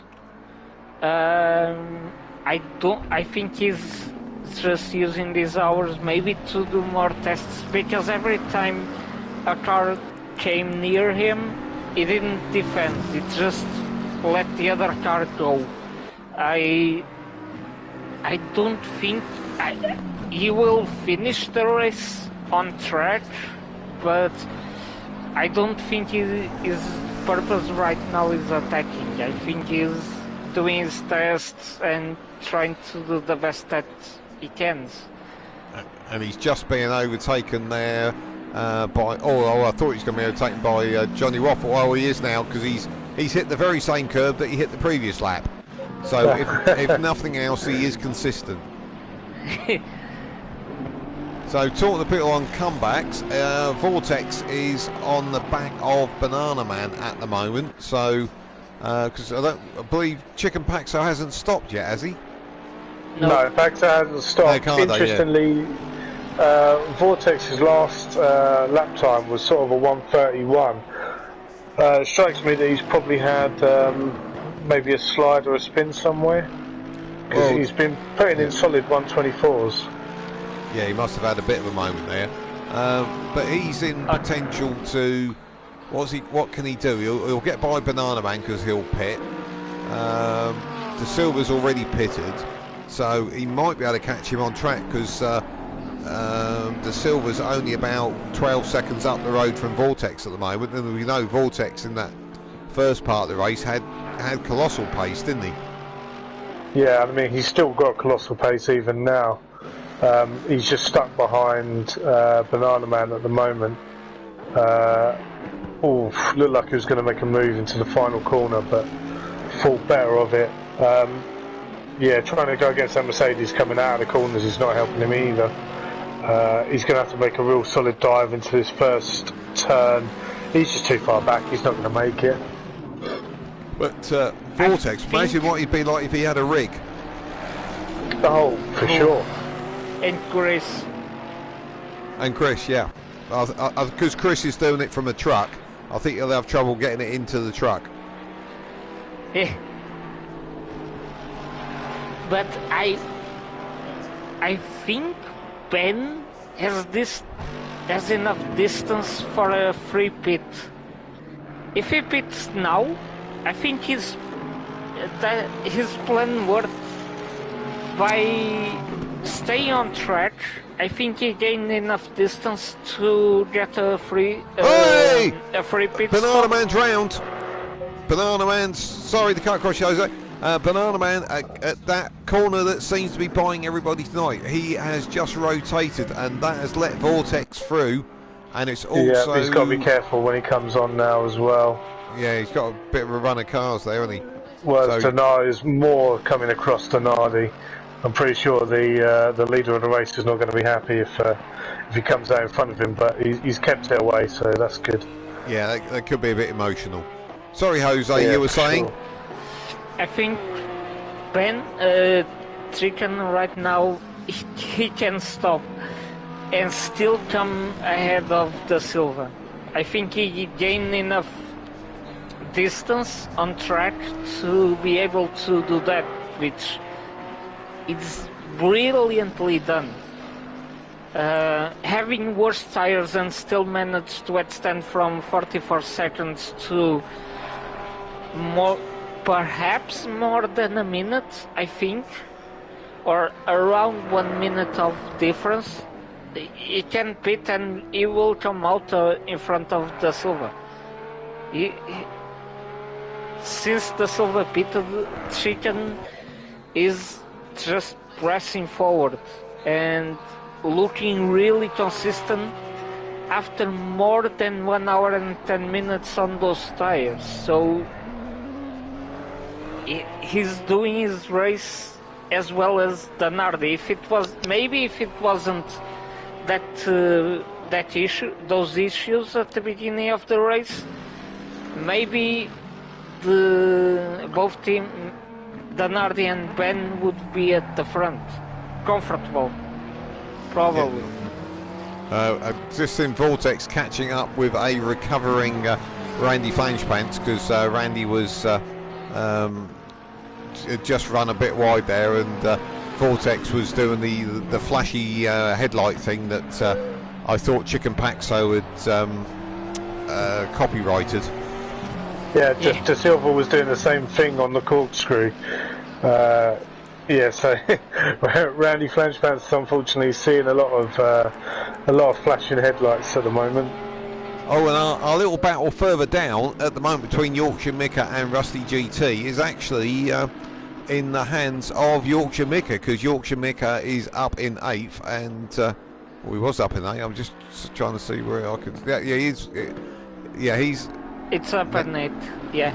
Where's Yorkshire Mika gone? Yeah, he's old, and actually Rusty's looks like he's had a bit of a moment somewhere, because he's lost quite a lot of time. He was only a little bit behind Yorkshire Micker, so Rusty's looks like he's lost a bit of time there. So, and the other one is, of course, Donardi is catching his teammate who is already pitted. Do you know what, guys? I actually think if Ben pits now, he might come out behind. He might come out behind Vortex. What, behind De Silva and behind Vortex? I fear it might be. What makes you say that? Because Vortex is absolutely flying. And they say probably 7 to 10 seconds. I don't think. He's 11 seconds behind De Silva. Chicken is 3 corners from lapping De Silva. I think it's about a lap though, or close to a lap, that for a pit stop. Yeah. Looking at where Donardi was till where he was after the pit stop, it was close to a lap. So probably. Sorry. No, it's fine. Carry on. Probably Donardi will pass Chicken on track. Oh, and someone. That's alright. It's Randy. Yeah. I think Donardi will pass Chicken on track, not on pits. Oh yeah, no, he will. But I think when Paxo comes in, I think he'll end up behind Vortex. I think and Randy he's still not coming in. I think Randy Flamespants is going to rip off his rear view mirror because he's going to get fed up with these people flashing. Oh yeah, now he's got Donardi. Chicken Paxo's let him by. Chicken Paxo's let Donardi by. Yeah. And that's, I don't think this was a made up on the moment strategy. I think this was Chicken's strategy all along. He's going to pit. He's going to come out of the pits much lighter, with much less fuel and much fresher tires than De Silva. This is a bit risky, but it's going to work out for Chicken. I'm really not too sure. I mean, he'll still take. I think if it carries on the way it is, I think he'll still take the championship. But I think he will definitely end up behind Vortex. I'm actually going to go with the man from Portugal. I think he'll be behind De Silva but ahead of Vortex. Really? Okay. He'll have to have lost about 11 or 12 seconds because he was in front. He just passed De Silva, hadn't he, when De Silva pitted, and De Silva's come out. So with Vortex being, and Vortex is not really catching De Silva. He's not. He's had a couple of 125s. Yeah, he's got that 12-second gap. So Paxo will have had to have lost 12 seconds from where he was in front of De Silva to come out behind Vortex. But what sort of laps is Paxo putting in? At 126. This is what I'm saying. Yeah. Oh, okay. So he's losing a second every time he's staying out. Otherwise, yeah, because he's had the best out of those tyres probably 15 minutes ago. Yeah. And you don't gain any time, do you? Because to come in and do tyres is 30 seconds fixed. And it doesn't matter if you put a litre in or 100 litres in it, it will be in. If you only do fuel, yeah, fine. You do have a quick stop. And I can't believe he's going to try and go the whole distance on one set of tyres. Well, actually, that might be something that he might be trying. I would have put it past him to do something that drastic. But he'll have to do at least a splash and dash.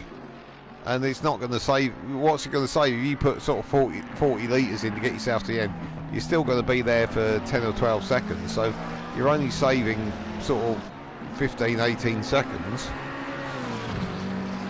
I don't see it. But if he loses, like he's losing 1 second, but after he pits, he gains is like 2-3 seconds faster because he's much more lighter. It won't be 2 seconds fast. I can't see him putting in anything quicker than a 1:24.5, if I'm perfectly honest.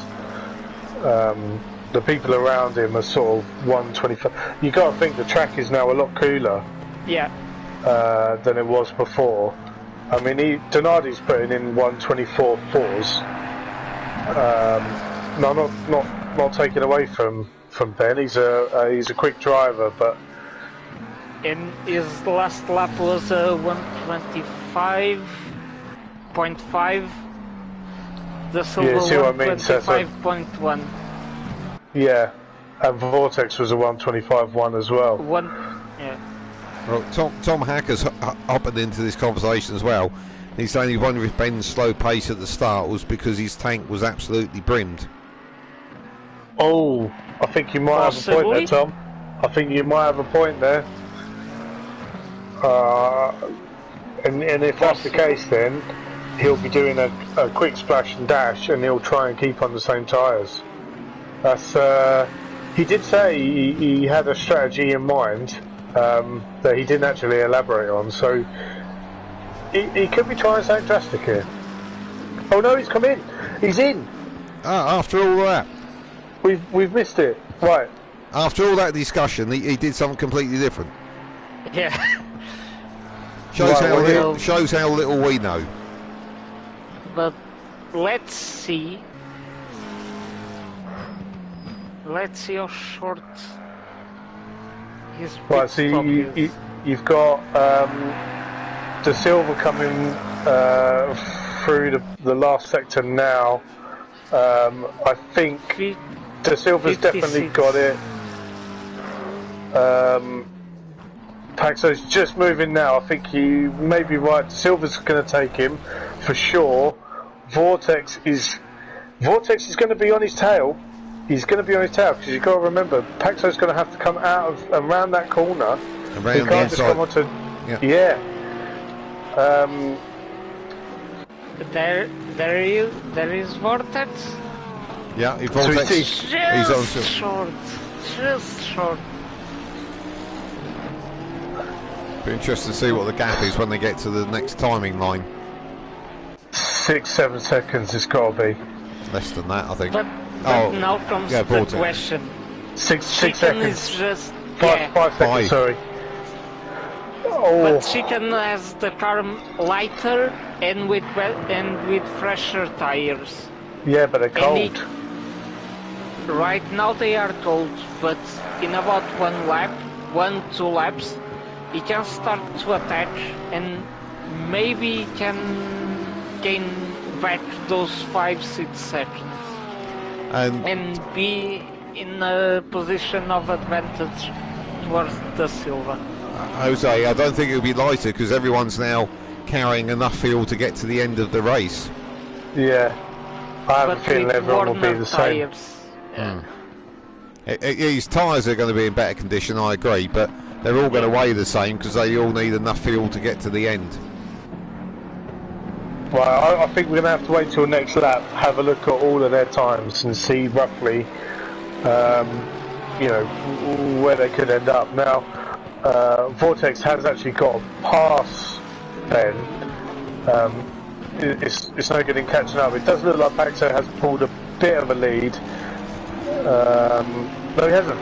He's lost time to De Silva, but and he's got Vortex now 3 seconds behind.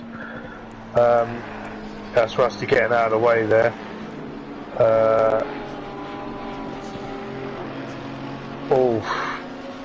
This might be close. I'm a bit concerned for Ben there. Yeah, I think we'll have to see how it settles down. But Ben can afford to have a couple of cars between them, can't he? Oh yeah, definitely. Yeah, or one car between them, which is where this may end up if Vortex has got more pace. But Vortex, wasn't he one of the earlier ones to pit?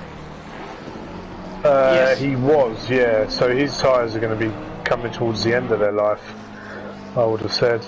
Yeah, and Ben's on fresh one, or Chicken-Paxo's on fresh ones. Yeah, but he was banging out 124s even on his really old tyres before, so... Someone was off there, I think it might have been... Oh yeah, right, so Vicente. De Silva, 124.9. Ben, 124.4. 124.6 for Vortex, so there's really not a lot in it. We're talking a tenth, a couple of tenths between each one, so yeah, we'll have to see how this carries on. I think one slight mistake could really throw a cat amongst the pigeons. And most of the probability of as I was talking, the Silva made a mistake. Yeah, the Silva having more worn tires right now is not good. No, that track temperature's coming down as well. Yeah. It looks like Paxo's gaining time on De Silva, and Vortex isn't able to close it either. Yeah, because Vortex's tyres have got 40 minutes on them already. Oh no, Yeah. not 40 minutes, probably 35. Vortex beat that one with 1 hour and 2 minutes to go. Around okay. that. I thought he was earlier than that. So he's still Right, got... De Silva 125.8, then 124.6, Vortex 125.7. So yeah, I think Paxo might actually get this. Sorry, Trevor, I didn't mean to cut a question. No, you didn't at all. No, I was just you were on it with the lap time, so I was leaving you to it. I've just hopped back on with Chicken-Paxo and see if we can get a visual of how far he's behind De Silva, because we get the impression that he's going to be easing his way away from Vortex and towards De Silva. Yeah, and with 35 minutes to go, I mean, it was a risky strategy that Ben played there, but I think it's worked out for him. He's just got to make sure he hammers in, almost qualification laps now, just hot on it, and not make any mistakes. But there's a bit of thought here that obviously he got past De Silva, and De Silva went, okay, time to pit. I might be able to undercut him, which he's done. And obviously Ben has now got to get back by, or Chicken-Paxo's now got to get back by De Silva. However, if Ben or Chicken-Paxo just pitted the following lap, he could have he would have come out like for like with De Silva and wouldn't have to be sort of working hard here to make up time. So I don't know which is the best strategy there. Oh, Chris made a mistake at the corkscrew, and Banana Man went off completely. Yeah, I've just on with Banana Man. He's just recovering now. Yeah. So, that's at the corkscrew as well. Yeah. But he lost the position to Chris. Yeah, someone else is in trouble at the corkscrew by the look of it. It was just getting going again. Can't quite see who it was. Was that? It wasn't Chris. Or somebody coming down to the finishing line was slow getting away there. So. Right. So, quick update on the times. Okay. Looks like Paxo's gained another half a second on De Silva. Sorry, Rusty is pitting. He's pitted. Yeah, 30 minutes to go. Rusty is pitted. What do we think? This is damage or fuel? I don't think it's fuel, but was it Rusty that Trevor saw having trouble at the corkscrew? Oh! Ben has just put in a 1:23.5, an absolute animal lap time. Yeah, he's put it. You see, he's leaping Another away half from. a second. Yeah, he's leaping away from Vortex and catching up to Silva. Vortex isn't going slow either. 1:24.5 on that lap. So it's like a sprint race, isn't it? it looks like all of them are pushing on. All of them are pushing on. And there's another little battle going on. Ricardo Hall, he is in 7th, and Banana Man in the yellow Mercedes there is in 6th. They've been battling for the last couple of laps, still very close between these two. So I think while we're waiting for Chicken Paxo to winch his way up onto the back bumper of De Silva, we'll just have a little watch of this one, because these guys seem to have quite a little battle on. I'll keep on with I'll keep on with the front three. Let you know if anything changes. So just looking down to see if we've got anything else that's developing. I can't see anything at the moment. There's a Rusty GT. He's been in the pits a little while there. Seems longer than even a sort of damage pitch stop. So as you say, he may have been the one that was in trouble at the corkscrew. I don't know if that's damage plus... Okay, let me go to the bathroom. Which is possible. We are what 1 hour and a half. Yeah, the real bathroom or a virtual bathroom? I think the real one. Okay.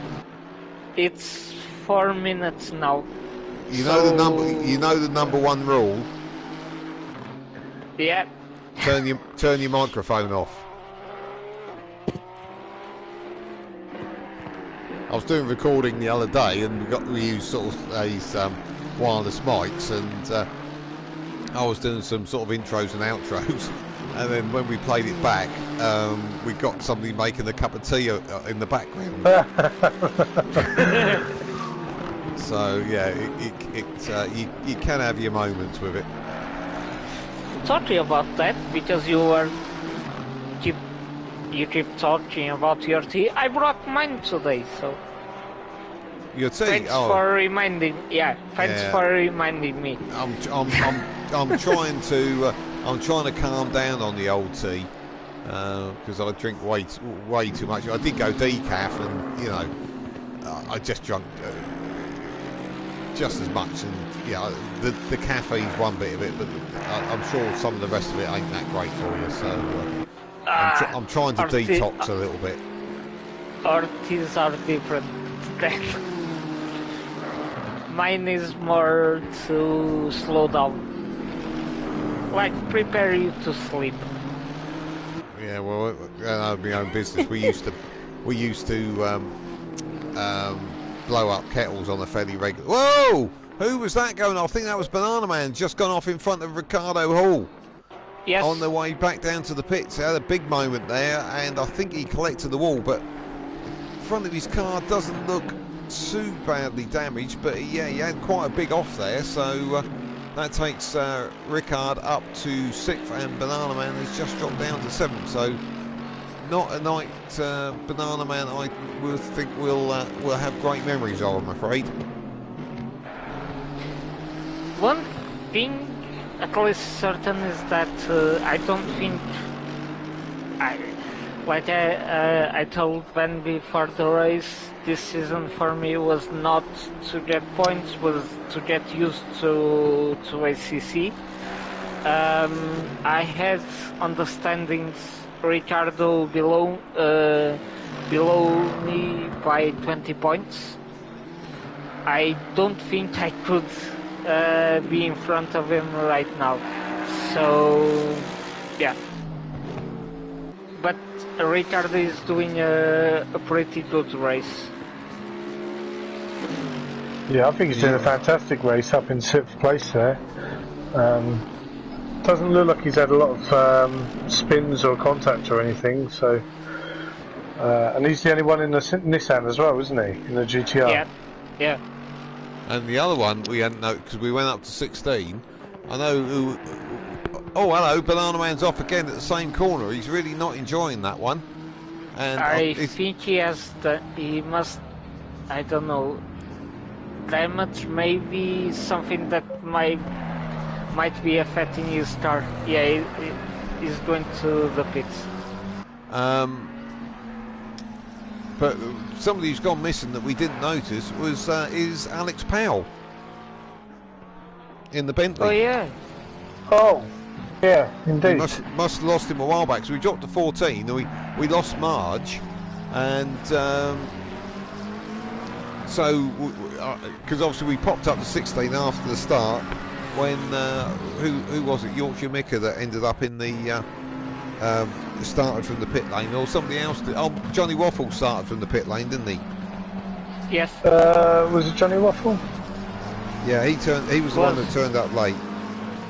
Oh, so yeah, no, it was a Bentley, wasn't it? Yeah. Well, he's doing well in 10th place. Exactly. Yorkshire Micker's doing brilliantly in 7th. Yeah, I was just going to chuck him on the screen while Chickapaxo's winding in, but yeah, Yorkshire Micker, let's say that was a pit lane start, and he's up to 7th. So it shows what, and I think we've noticed before that he's pretty consistent, isn't he? Once he gets out there, he's fairly much in the sort of Skeletrix kind of groove. Just a quick update on times. So you got De Silva and Paxo pretty much matching each other with 124s. Interestingly, Donardi in front of them is now putting in 126s. Wondering whether he just had a bit of a moment that lap, or he is actually slowing down. Vortex though has actually slowed down, doing averagely 125s. So he's dropped right off now, 9 seconds behind. So I think it is now between De Silva and Paxo. Oh, it is, because they are really one next to it. No, sorry, it's Randy. I will see him at live. No. They are. Randy is in front of the Silva. Chicken is seeing the Silva. Yeah. I've just hopped on board with Chicken, so I wonder. He's 1.5 seconds behind. Yeah, but I wonder how quickly De Silva will get by Randy, because I know Randy's. There's been a few discussions in the past with blue flags with Randy, but no, he's done an absolute spot on thing. He's leapt out of the way. Yep. So Perfect place to do it as well. Well done to him. Yeah, he got across there. Didn't really cost himself any time, or the drivers behind him. So spot on job there.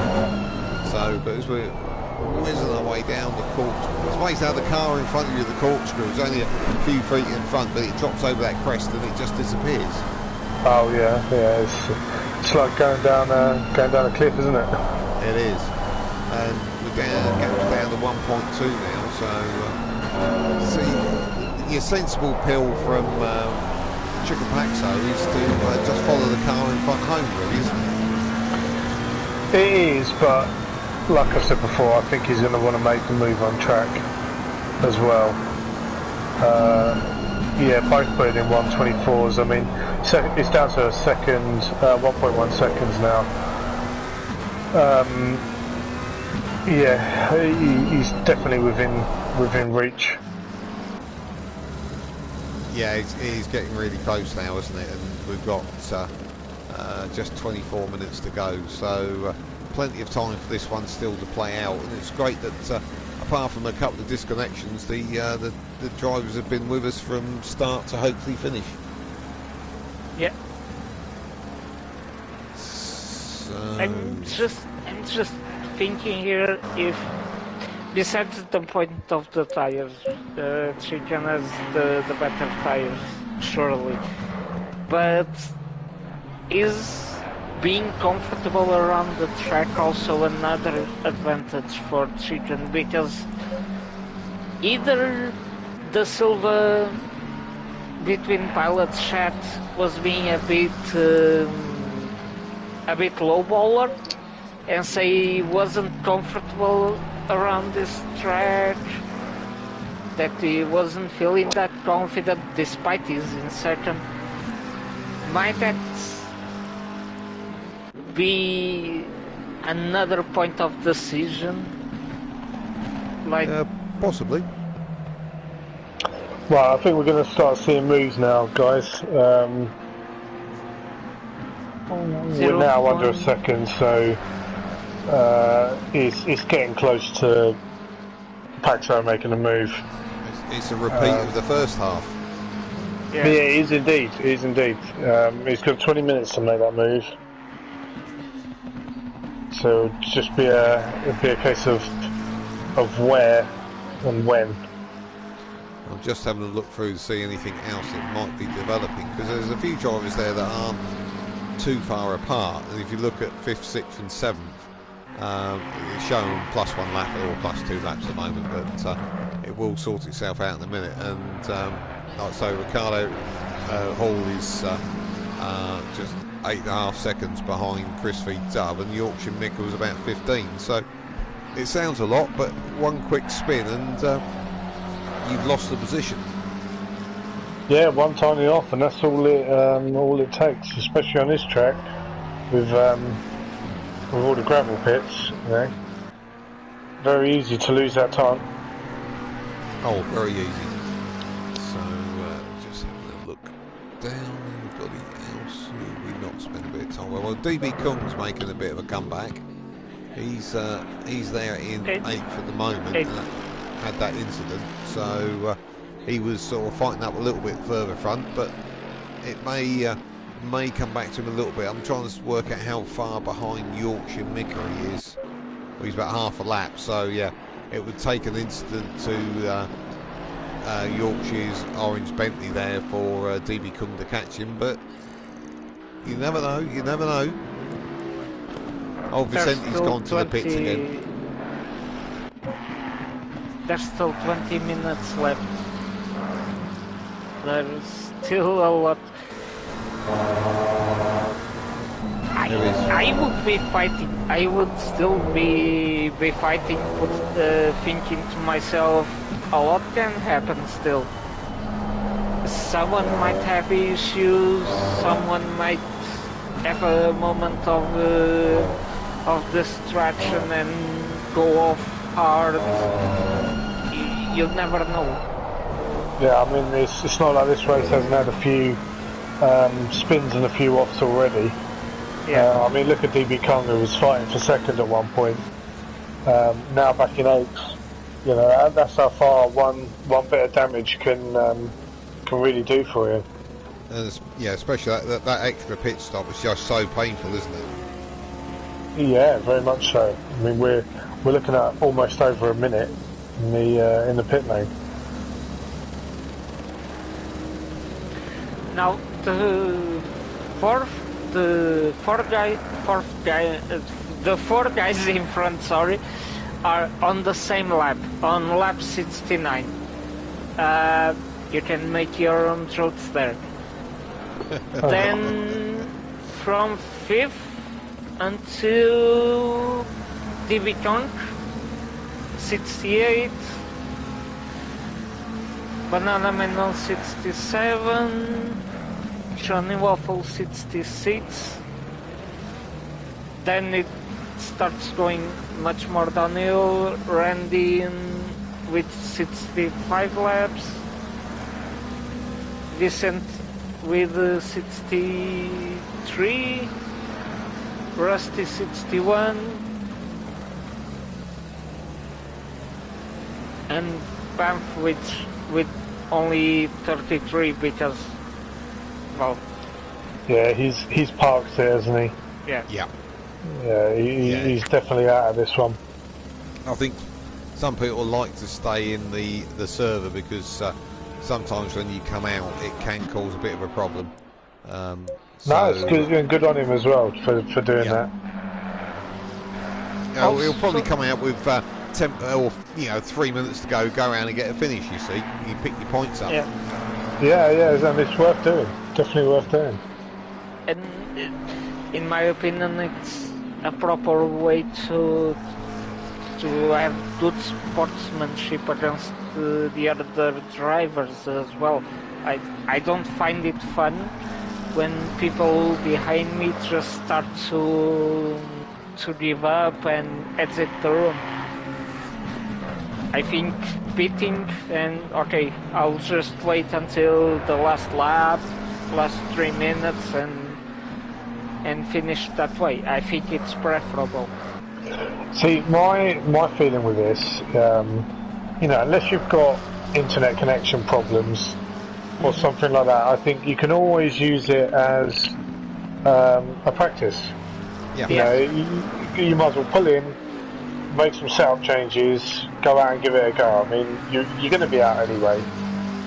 Why not just carry on, have some practice laps, keep out of the way of everyone, of course, but it's valuable practice. And you've all, yeah, especially as you sort of learning those sort of wear of the tyres and so on. Yeah, it gives you a chance to experiment with fuel loads and tyre wear, pad wear, brake pad wear as well. You know, so.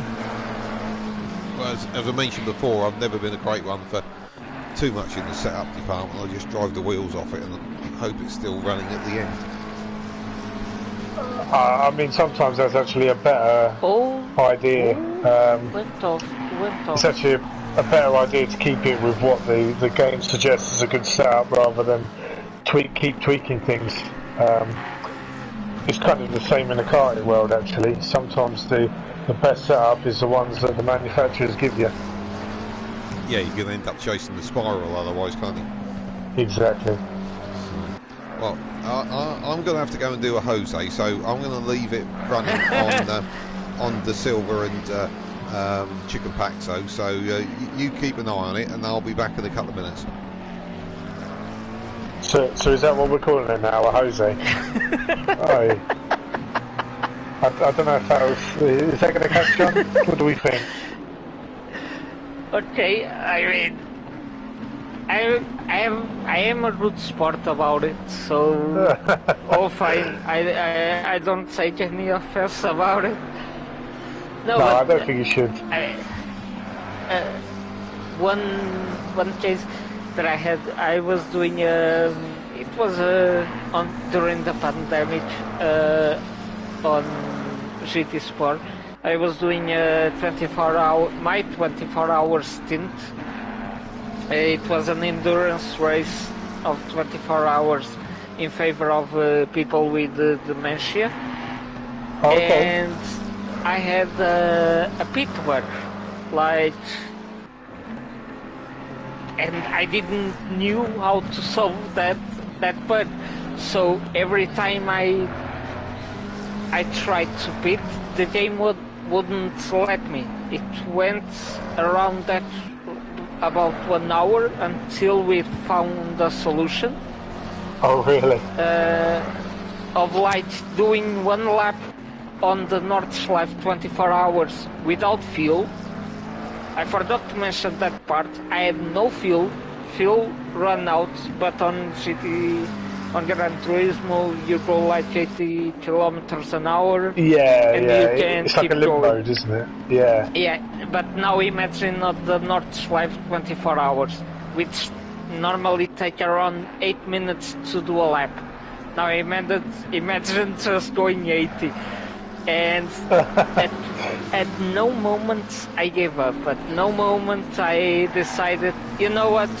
Nah, I'm going to... No, I kept trying to solve it, kept doing laps, 80 kilometers an hour.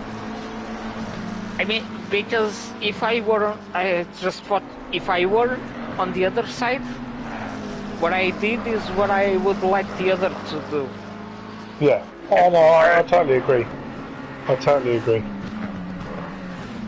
I mean, I mean, don't get me wrong. There are valid reasons to disconnect and come out of the game. So, you know, if your internet connection is really poor and it could potentially be putting others off, then that's a valid reason to disconnect. It's not because you're trying to help everyone out by sort of coming out and not causing a problem for people.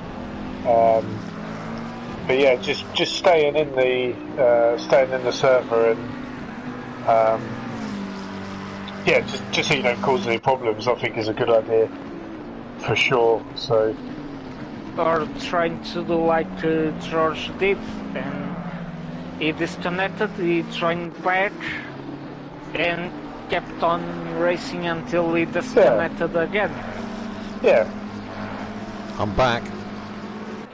You've done a Jose. I've done a Jose. I've used me Jose. Yeah. I see Chicken Paxo's falling away off the back of De Silva then. Yeah, De Silva's still putting in solid 124 second laps.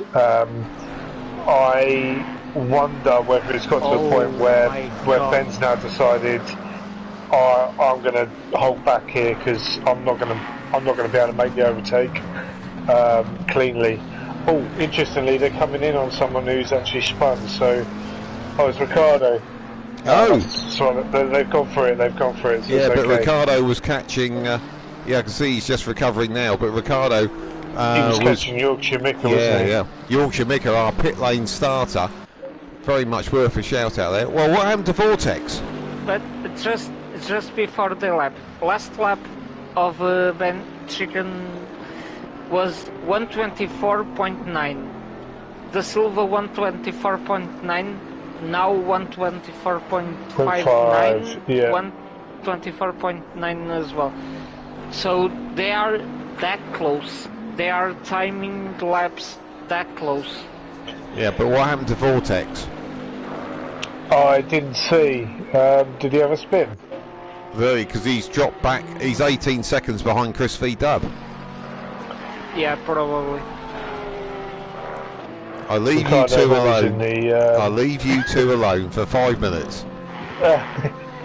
I was kind of suckered into the Paxo De Silva battle. Ricardo pitted. Yep, Ricardo's in the pits after his spin. There's somebody. Rusty's gone back into the pits as well. Yeah. So, but yeah, so Chris V Dub on the controller is up in 4th, and Vortex is up in 5th. So, Chris V Dub, we knew from free practice, had good pace. So, yeah, great to see him up there. He had that good run at Kyalami, and he's having another good run here tonight at Laguna Seca. Yeah, 4th place is known to be sniffed at, especially considering, he's driving a Porsche, he's driving on a controller. He's doing a fantastic job. And just to remind everybody at home, this is the last race for Race Club on the PS4. Next season moving to PS5. I know a lot of people have been chomping at the bit for us to move there. So if you're interested and watching the stream tonight and want to get involved, go on to Facebook and search Race Club UK and you will find the Facebook group. Join that and we can get you in the driver chat and you can get yourself signed up for next season. And one of you two guys may be able to answer the question that I believe the after all that, Chris has just gone a bit deep at the last corner but got away with it. Is that there's more driver slots, I believe, on the PS5 server than what there is on the PS4? Yes, from my understanding there's over 20 slots on the PS5 server. Yeah, there right? could be as many as 30. But, is it really that much? Oh, okay. That's a commentator's nightmare. It's a good job we've given up. Yeah, that'll be carnage, that will, yeah. I'll stick to my PS4, I think. Yeah, and the other thing on that is if it depends whether the replays are working or not, because replays are always very useful. Oh yeah, for sure. Just unfortunately on here they don't work very well. No, they never have they? There's you can kind of save off instant replays, but it doesn't actually do the whole race. The whole does. Yeah. It just does like sort of 4 minutes or something like that. Oh, we've got a question here from well, Rusty Mike. GT's off at the corkscrew, by the way. Sorry. Sorry to interrupt. Oh, he's only just coming out of the pit. Cold tyres, maybe. Yeah, could be. Cold tyres, low temperatures, only 19 degrees, could well be. Mike BRFC, welcome aboard to the YouTube chat. He says, first series in the BMW. I think it's a free choice of cars, so if you want to use the BMW, you are more than welcome to, Mike. So if you want to join in, as I said, hop onto Facebook. And also the other thing with Facebook, of course, we are sponsored by the great company Lovely Stickers that provide decals for all the main steering wheel setups, Logitech, CSL, Fanatec, So if you want to decorate your equipment in the favourite team or football club or whatever I imagine they can come up with, look them up on Facebook. They provide the prizes for us here at Race Club UK. So just a quick note, De Silva and Paxo both putting in 1:24.7, and the gap is down to a 1.500.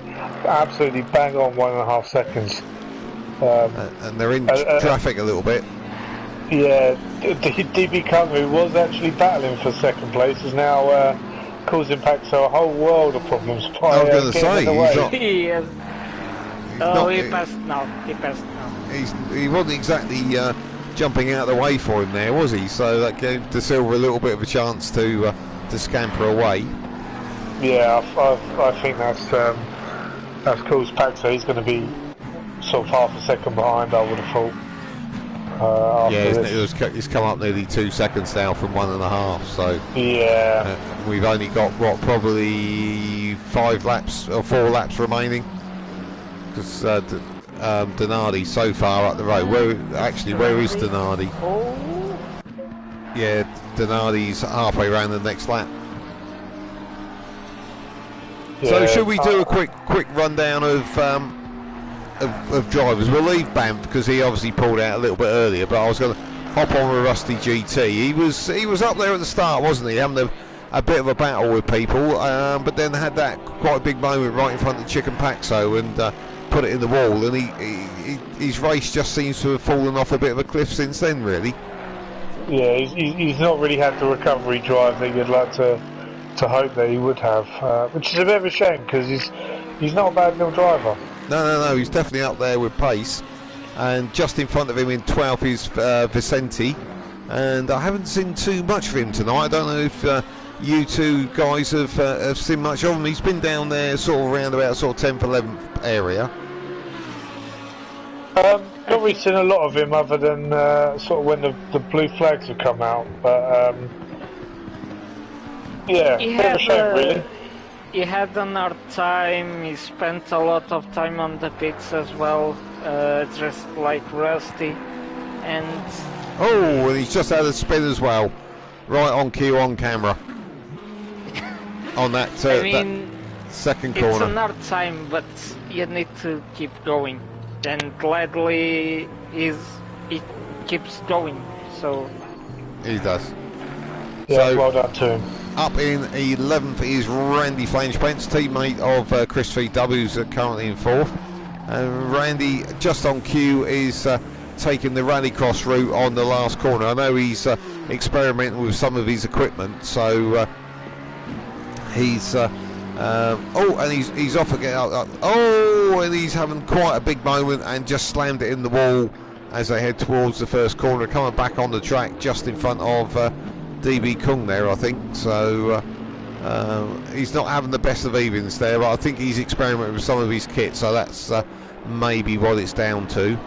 And then probably, could well be. And then Johnny Waffle, he was the one that started even after the start, I think, didn't he? Yeah, so I'm pretty sure he was a latecomer to the race. Got himself up into 10th, and he's holding it solid. We've not had too much screen time with him because he hasn't had many battles with people. No, because he's been that bit out of sync, isn't he? Because he started sort of 2 minutes after everybody else.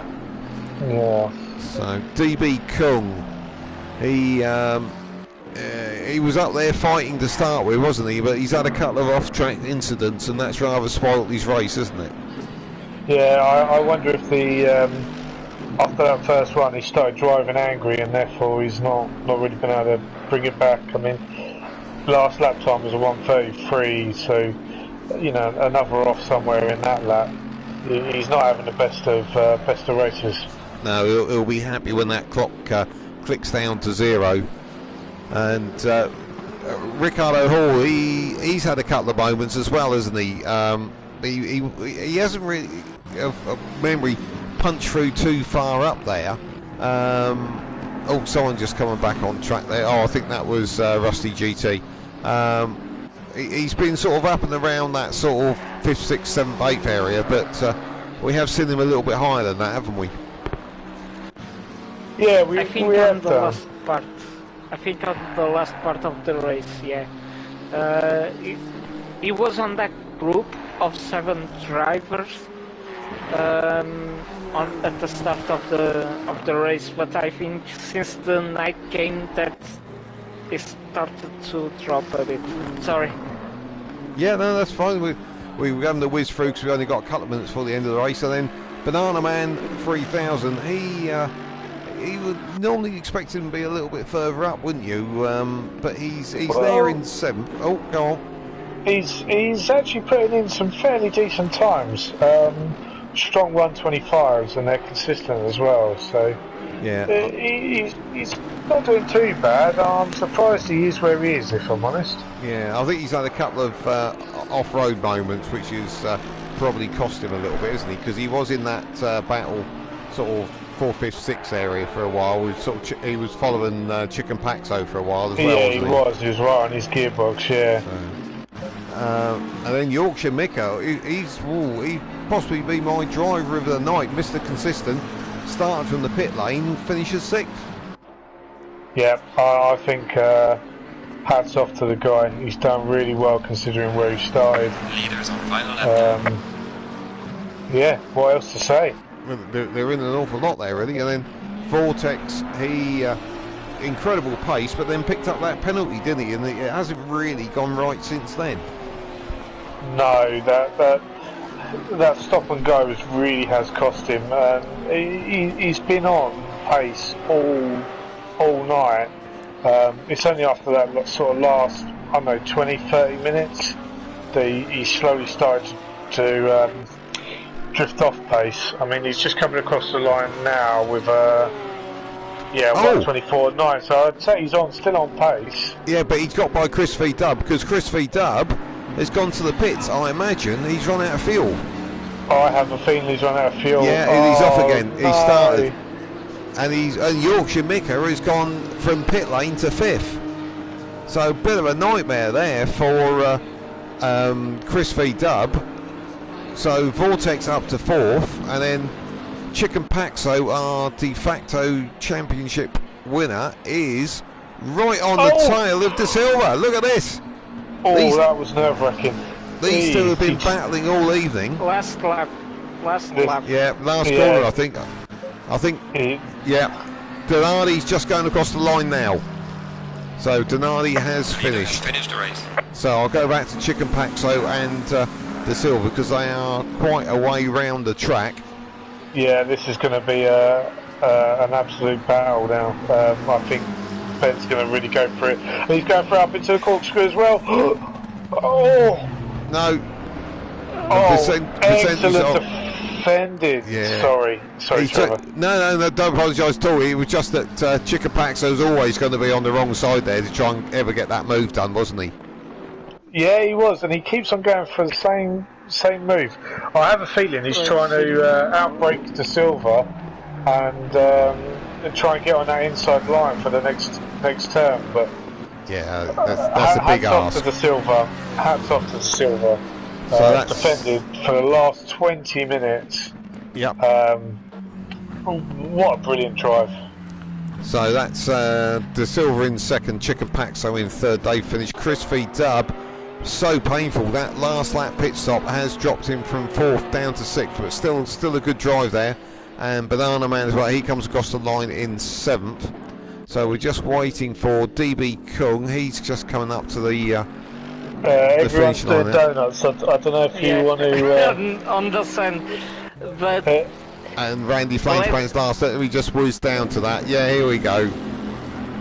I think we need to extend the compliments that we give De Silva to Chicken as well, because bold strategy, even without the incidents at the start, climbed back up, kept it solid. So I mean, really good drive from Chicken. Yeah, definitely. He battled hard in those last 20 minutes to really put moves on De Silva, and they've just unfortunately not worked out for him. Do your donuts, boys. Get it all out of your system because the PS4's done.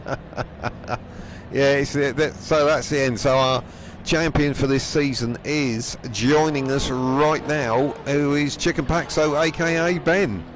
Hello. Congratulations.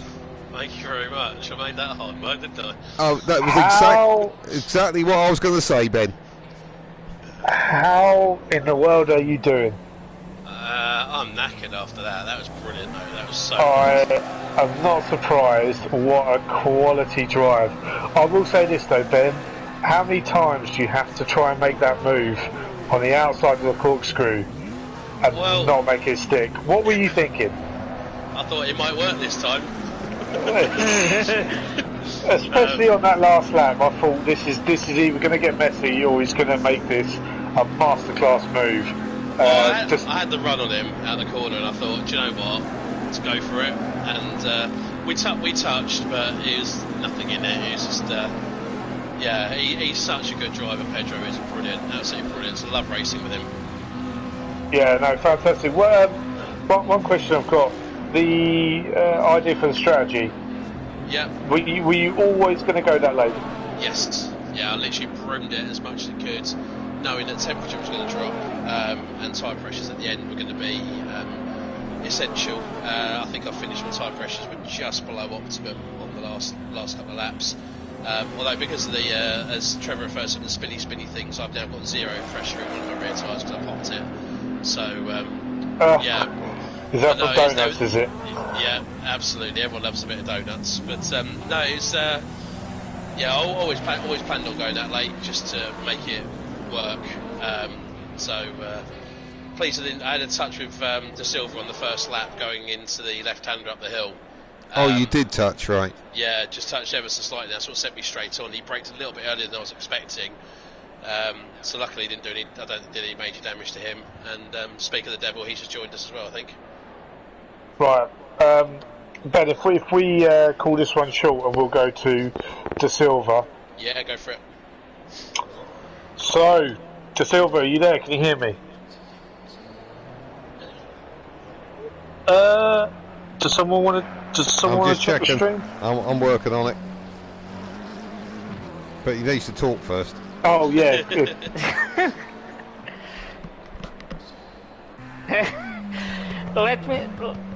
Let me just say, and I can speak this to Pedro and to Ben.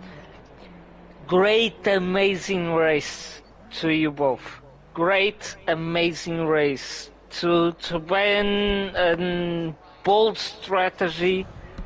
Pedro, you low baller. You complete low baller. I'm not comfortable. Yeah, right. Not comfortable. You were pretty solid. You were pretty solid all through the race. A lot of congratulations to both of you. Thank you, sir. That was great racing, Pedro. I loved that, mate.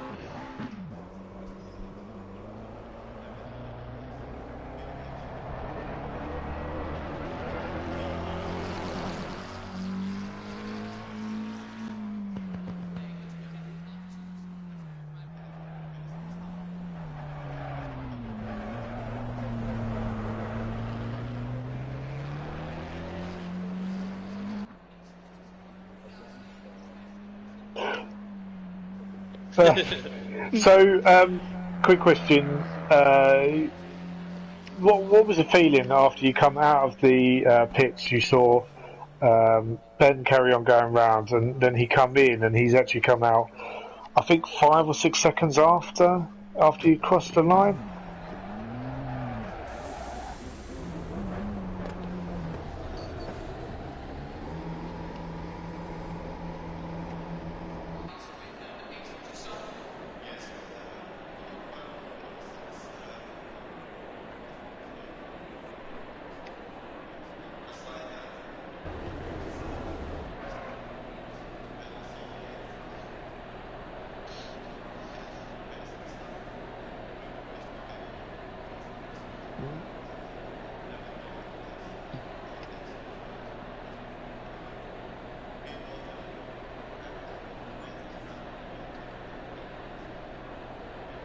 No.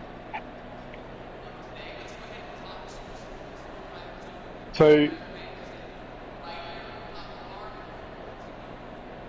last question from me.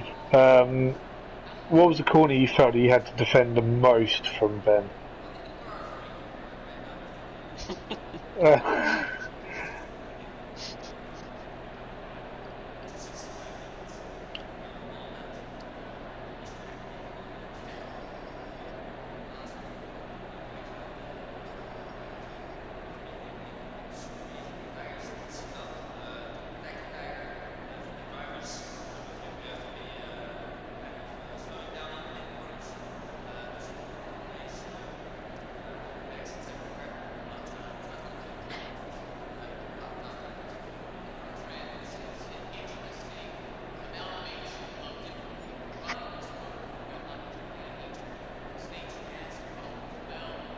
Oh yeah, for You sure. seem to really defend the line, the ideal line to do the torch through, forcing Ben always to have to take the outside line. Was that like in your mind? Every time you got to the courts through with Ben behind, you were thinking, "Oh, I'm gonna defend here. I'm going to take the line." They made him go on the outside for him to take. Yeah. You get. To be fair, Pedro engaged beast mode quite brilliantly there. So yeah. Right. You both. I don't know if probably when you see the replay, but there were some laps that the difference between both of you was 0.03. One did 24.7, the other 24.7. The difference was 0.03. You were constantly on the same lap doing like difference of 0.03. Like what? Yeah.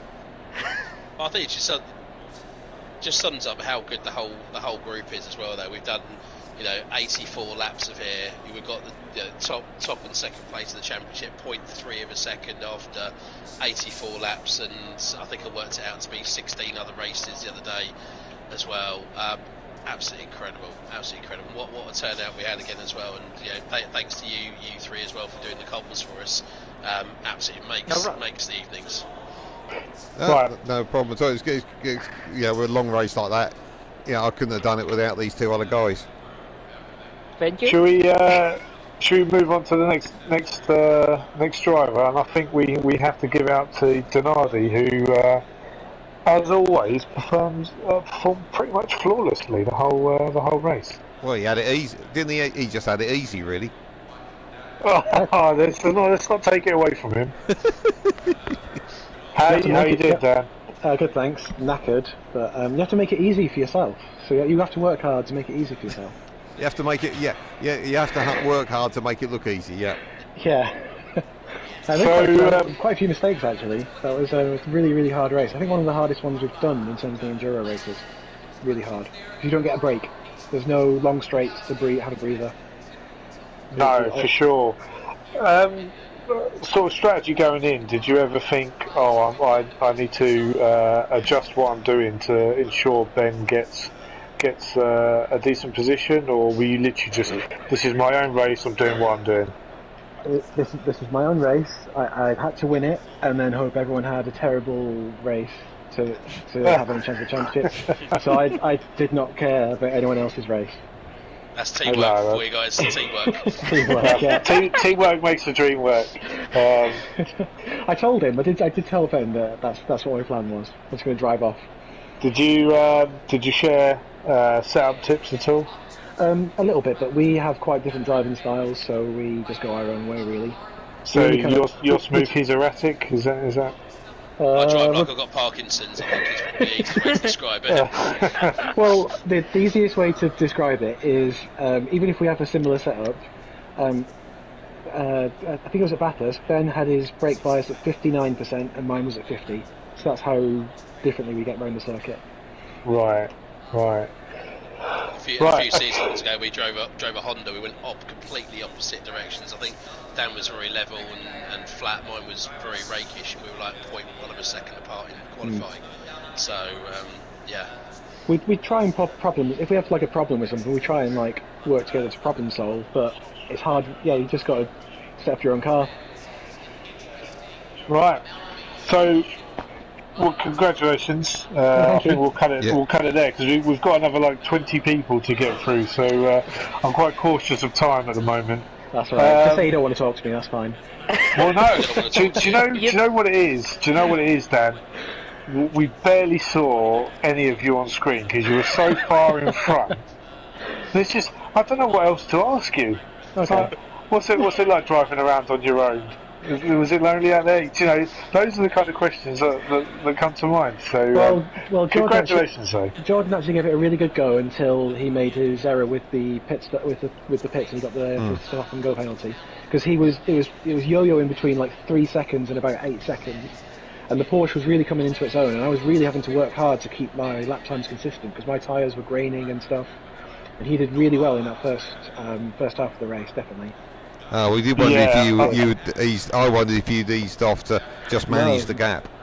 No, I got some bad traffic, and then I made a couple of mistakes when I was trying to then make up for the time I lost in the traffic. But Jordan was really on it that first half of the race. So kudos to him. It's he did actually join in the group chat that has subsequently left. So probably got bored listening to Dan. I'm not surprised. Oh, right, no, the other Dan. Right, sorry, yeah. Yeah. Right, I think we'll move it to DB Kung next. Okay. Are you there? Yeah, I'm out. Oh, you're right, can we hear you on stream? You have to give us a sec. Yeah, I think so. I think you've done this before, haven't you? Yeah.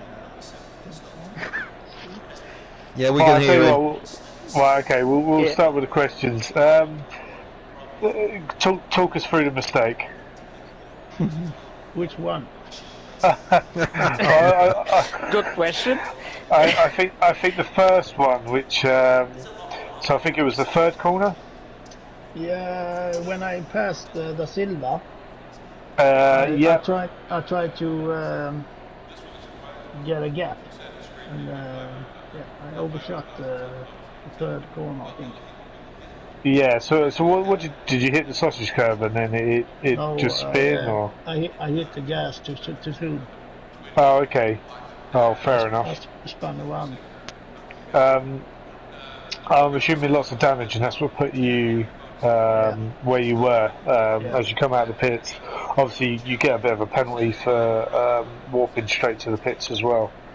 What was the sort of plan after that? Oh, did you know? No. Oh, normally you get kind of it gives you like an extra minute in the pit lane. I drove away and drove like 10 laps more. Oh no, of course you did. Oh, what am I talking about? Yeah, no, of course you did. I'm thinking of Alex. Sorry. 2 hours of people driving with multiple accidents. Actually, that is the question that I was going to ask. Is why you carried on driving with what looked like a lot of front end damage? Yeah, I want to make sure the fuel is going to last. Oh, okay, so it was a fuel and a strategy choice, not a mechanical failure choice. Okay.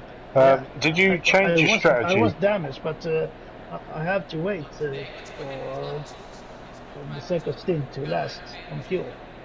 Did you not consider a strategy change to a two-stop? No, not at the time. No, of course. It's hard to think when when things like that happen. It's for sure. Okay. Well, it's unfortunate race for you. Well done to keep driving. I'm not too sure where you placed in the end.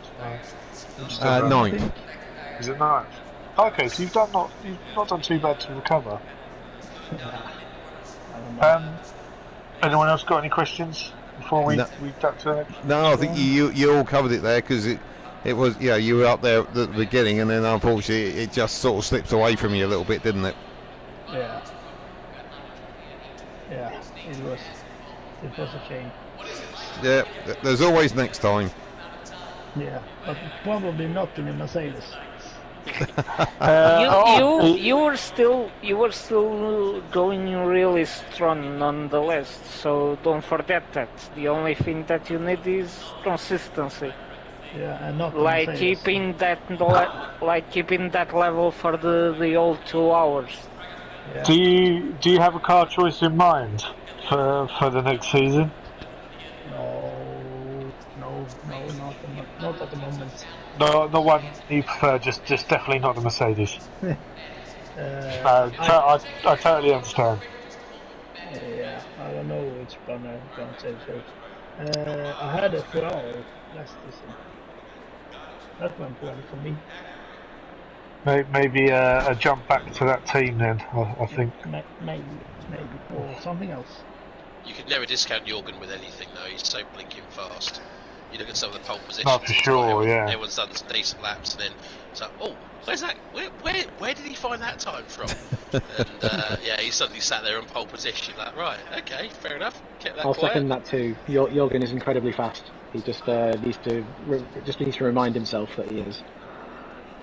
Yeah, no, he did do really well. We thought it was definitely going to be sort of, from second to I think we counted like sort of 7 cars that were almost, nose to tail at one point.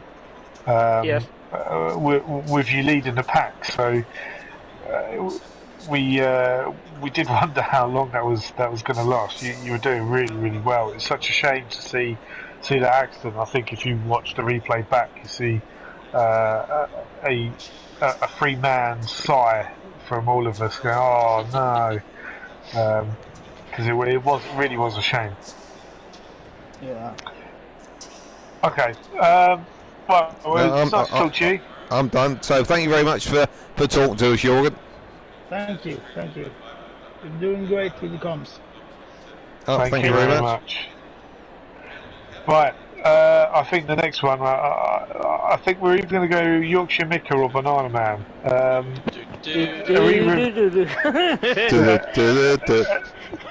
Are either one of you there?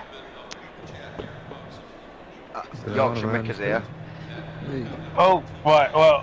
Well, Yorkshire Micker got his name in first, I think. So, right. Can we hear it on the stream? You have to keep going for a bit. Right. I've got a new headset off of this just to make sure I can get on. Right. Can you hear him? Hopefully. Yeah, you can. Right. Awesome. Right. Yeah, I can hear him. You'll see on the stream how excited we were when you were up in. I think it was 3rd place at one point. I was hoping to I was hoping to drag the pit stop out a little bit long just to try and get that. Everyone likes to lead for a little bit, but Gennady was way ahead. I realised at the end, nearly a minute. It was like, he lapped me first, and I thought my tyres were starting to go, and I thought I'm doing all right here. So I thought, let's do the pit. I thought you did amazing from the pit lane. That was fantastic. Oh, what a shame, right? I messing around getting my video stream thing going, and next thing I'm in pit stops, and I'm like, oh no. But for me, I don't mind because driving clean. I prove it all the time. I'm not the fastest, everyone knows, but keep it clean. You can steal places. Oh yeah, for sure. I mean, like I said, you were up at. I'm pretty sure it was either 3rd or 2nd at one point, and I said, right, we need to switch the stream over to Yorkshire Micker. Give him some time on screen because he's up this high. I think after a lap you then ducked into the pit. So yeah. How did the race go for you? Obviously you kept it clean for all of it. Yeah, so other than the start, I thought I went all right, and I was doing decent. People making mistakes, corkscrew, just made sure every time, just don't. That's the only place I was really worried about, if I'm honest. But yeah, it went really well, and like I say, catched up. I think it was Rusty GT at one point before he crashed. I was kept having a bit of a dig with him, and then like I say, he crashed, so that was end of him, and then I just kept moving on to the next one. No, awesome. I'm always go on. The Bentley. How did you find that driving around Laguna Seca? Yeah, so I'm 200 hours now in the Bentley. So I've put my time into it. It's the only car I've really bothered with. I've tried the Porsche and Audi. I keep thinking next season move to the Audi, but if I'm totally honest, I'm still thinking the Bentley. I think I've still got more speed to come from it. I've only been doing wheeled racing since January, mid-January, so I've still got plenty to still pick up on. So I think I'm going to stick with Bentley. It's someone told me once, like, it's a nice car to get used to start with, and it's stable. Yeah, for sure. It's a solid platform. At the start of this, we did see a lot of people driving the Bentley, and then they'd switch on to other, perhaps more difficult to set up cars. Do you play around a lot with the setup, or do you just switch it to aggressive and go? No, so quite often Alex Powell, who you see race. Mm-hmm. Yeah. I often use same setups as him and just do odd little changes. So we race quite a lot during the week together to practice. And yeah, I don't go too much in a mechanical grip. I copy that off either online or from Alex Powell, and then I just play around with my wing, tyre pressures obviously, and height really. So I don't really have a clue what car setup I've got. It's just what someone's given me. I make it work. You let the mechanics deal with it. We need Johnny Waffle and Alex Power, and there's a free team Bentley team there. Yeah, for sure. Sure, both of them are not too bad drivers either, are they? So. They're both, yeah. I mean, Johnny Waffle was quite recent into it, and I think he finished 10th tonight, and he was started a lap behind him. He did do well. I think. Yeah, well, he did do well. I think he started from the car park. yeah. So he drove from the he UK. Was behind me a bit. Yeah, I saw him catching me up quite a bit, and I kept thinking if he gets anywhere near me, I'm just going to let him pass and use it. I use a lot of drivers, to be honest, quite often. Let them get past and follow them, and then when they make a mistake, just carry on myself. And Johnny Waffle's definitely one where get him in front of you and follow him. You can make some time up. No, good. I'm always impressed how consistent you are, though. And I think that's your major weapon. That you just seem to plug the laps in consistently, don't make many mistakes, and the race comes to you, and you proved that tonight. Yeah, I mean, I'll try and get that name of Mr. Consistent, to be honest. Like I say, I know I'm not the fastest, so consistency is a strength. So I just use that to my maximum. And I do think I joined halfway through the season, so hopefully, my times are getting a bit quicker and I'm catching up to the guys. So, let's maybe towards the end of next season I might be able to get a bit closer up. Yeah, for sure. I mean, nothing beats experience, does it? Nah.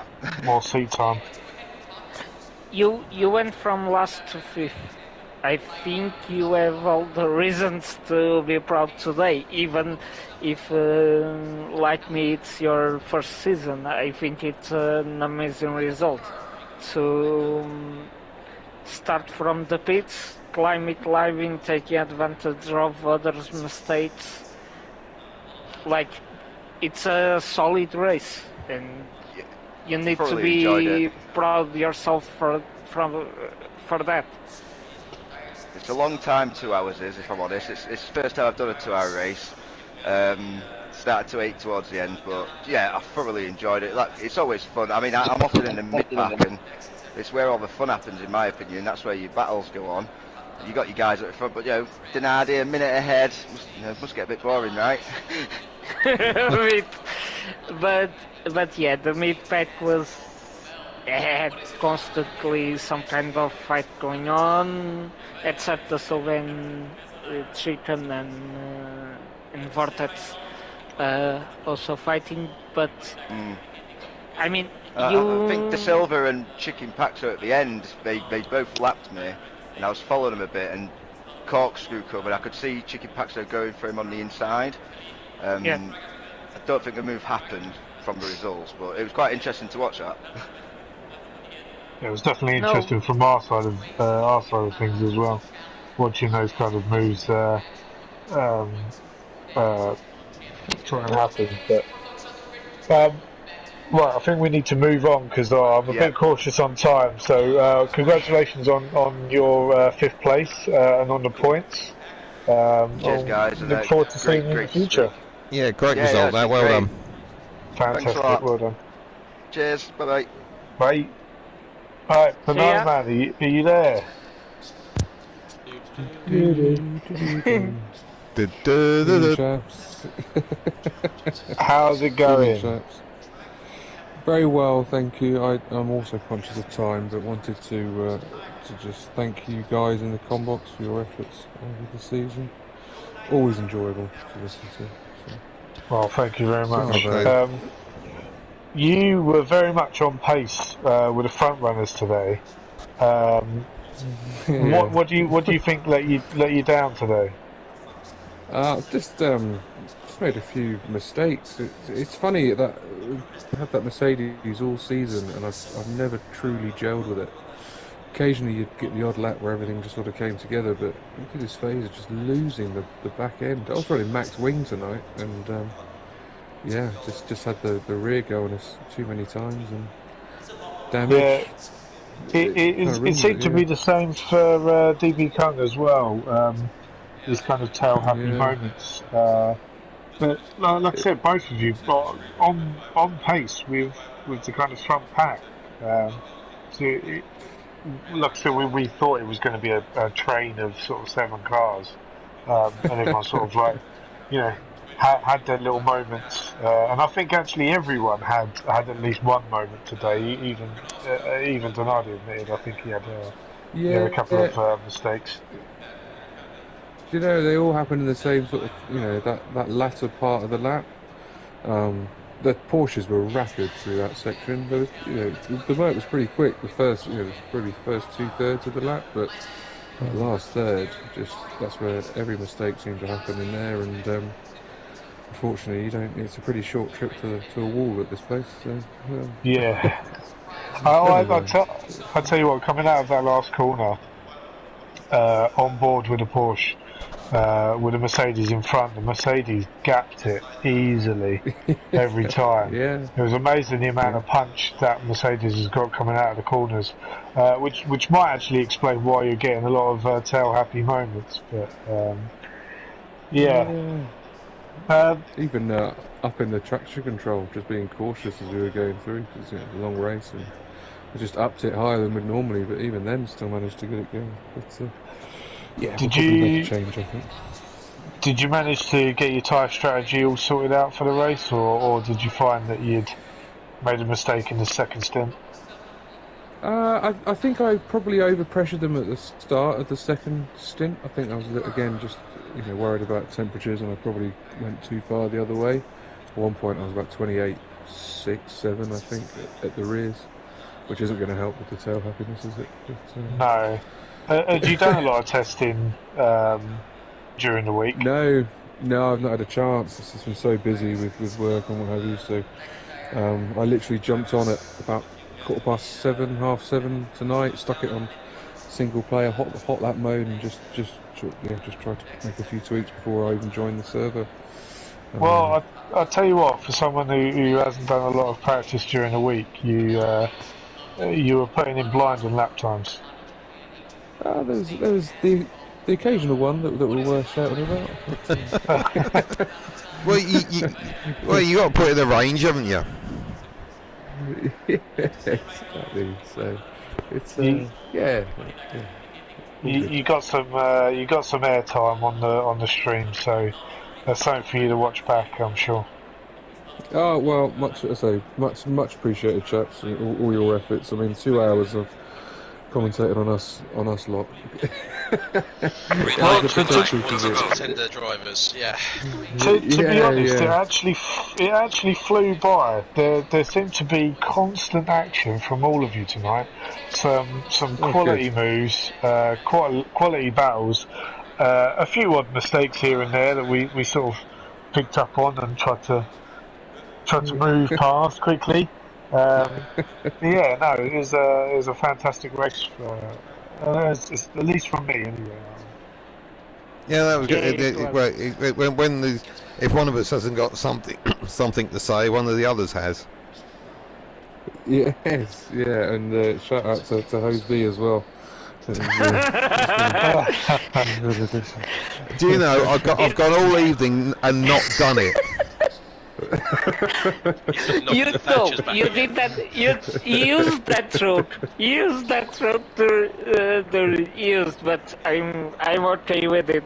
I can't stop it. It's stuck. It's stuck now. Nothing I can do. I was going to do it as part of the intro, and then I started talking to you, and I just couldn't bring myself to do it. No, but the timing was good. The timing was good when you did it. But yeah, I agree completely. I mean, you guys made our job easier by always someone fighting, always someone making a move. There wasn't, I think there wasn't a small calm moment on the race, because there was always something happening. Either battles or something. Yeah, it was 2 entertaining hours, definitely.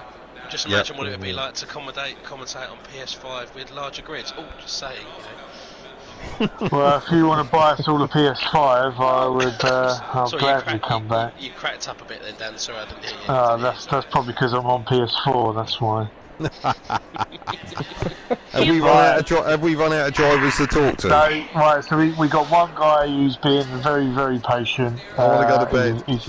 He's the last guy on the list. We need to ask him at least a couple of questions. Rusty GT, are you there? Yeah, I'm currently still in the gravel trap somewhere around the circuit. You've become accustomed to it. It was going so well to start with. Yeah. And then what happened? As most of the other Mercedes drivers have said, crap car. It was just so inconsistent. You know, you'd be one lap, loads of rear grip, and then the last sort of 2 corners after the corkscrew, you didn't know whether you were going to be sort of facing the opposite direction or not, and that's basically what happened. And then of course, obviously, when you're trying to catch it back up, it would just be a blink of an eye, it'd be round again. So yeah, I did have a little few laps just sat in the pits, just chill out, and then just went another little play and tried to keep it everybody's way. But it is what it is, and it's a bit of fun at the end of the day, isn't it? So. Well, it's that poor Mercedes wind tunnel. It's not done their F1 team any good either, is it? Seems it's gone onto their GT3 cars as well. Well, I was saying to my teammate, I think what we'll have to do is, in the entrance of Jürgen Rest, what we'll do is we'll park the Mercedes so we can walk by every morning going, what a mistake to make. Yeah, but it hasn't really worked for Mercedes F1 this year, has it? Let's be honest. They're going to end up with a pile of them in reception. I think me and Jürgen will be alright when we're, maybe another 3 seasons, and we'll be, somewhere there. But then you never know, you might get a bit of bit of tension between, Dan and Ben, and they'll end up taking each other out, and you can have Red Bull on our hands again. No, we've got romance going on here. We race each other too nicely. Yeah. Well, as long as one of the dads don't sit there or stand there at the end of the race when one of them wins and themselves. What a picture! What a picture! Yeah. But no, just going back to Race Club, thank you for all your efforts and that on the comms. It's been really good, and when I'm sat in the gravel, it's just nice to hear your voices, but like a comforting pillow. But, yeah, exactly. Yeah, just while you do, waiting to be pushed out of it. But no, hopefully next season. I think it's either 4th or 5th I've finished this season, which it's up to probably the last 2 or 3 races. I've had sort of fairly consistent runs. Just a shame about the last few, but there we go. Yeah, you have been fairly consistent up front, haven't you? It's yeah, no, it's a shame to see it end the way it has today, but it's the same for a few drivers, so it's not just yourself. Yeah, I think what I've done is. Sorry, I think overall you did a pretty good season, Rusty. I can't evaluate it. To be honest, I think all I've done is every setup I've just gone aggressive setup and played around with some tyre pressures, bit of rear wing, and that's about it really. But the last sort of 2 or 3, I've just sort of been looking at sort of setups, and yeah, okay, they've worked. I've had to tweak them a bit, but I think there seems to be a lot of drivers out there that like quite an aggressive front end, whereas I'm not too keen on it. So it's all learning still. We'll see what happens next season. Well, good luck for that next season. Yeah, best of luck. Thank you. Hope to hear you there. Thank you. We'll have to start a GoFundMe PS5 page. For Trevor. Yeah, let me be honest. Can't wait to face you on PS5. Let's see if it's a turnaround for me, and if I start being like a carrot being pulled by one horse, and have some more horses on the engine, and if it goes a bit faster. Don't know. Time will tell. Time will tell. Yeah. It's all time. Yeah. As I say, and that's probably where I need to spend a bit more time, just sort of practicing. I'm sort of with children and work commitments, so I sort of get behind the wheel at about 8, and next thing you know, it's qualifying. So yeah, it's definitely the practice is key, but yeah, we'll give it a go. Okay, thanks for talking to us again. It's been a pleasure. No, thank you very much. No worries. Well, guys, that's it then. Yep. That's it. It's done. PS4's done.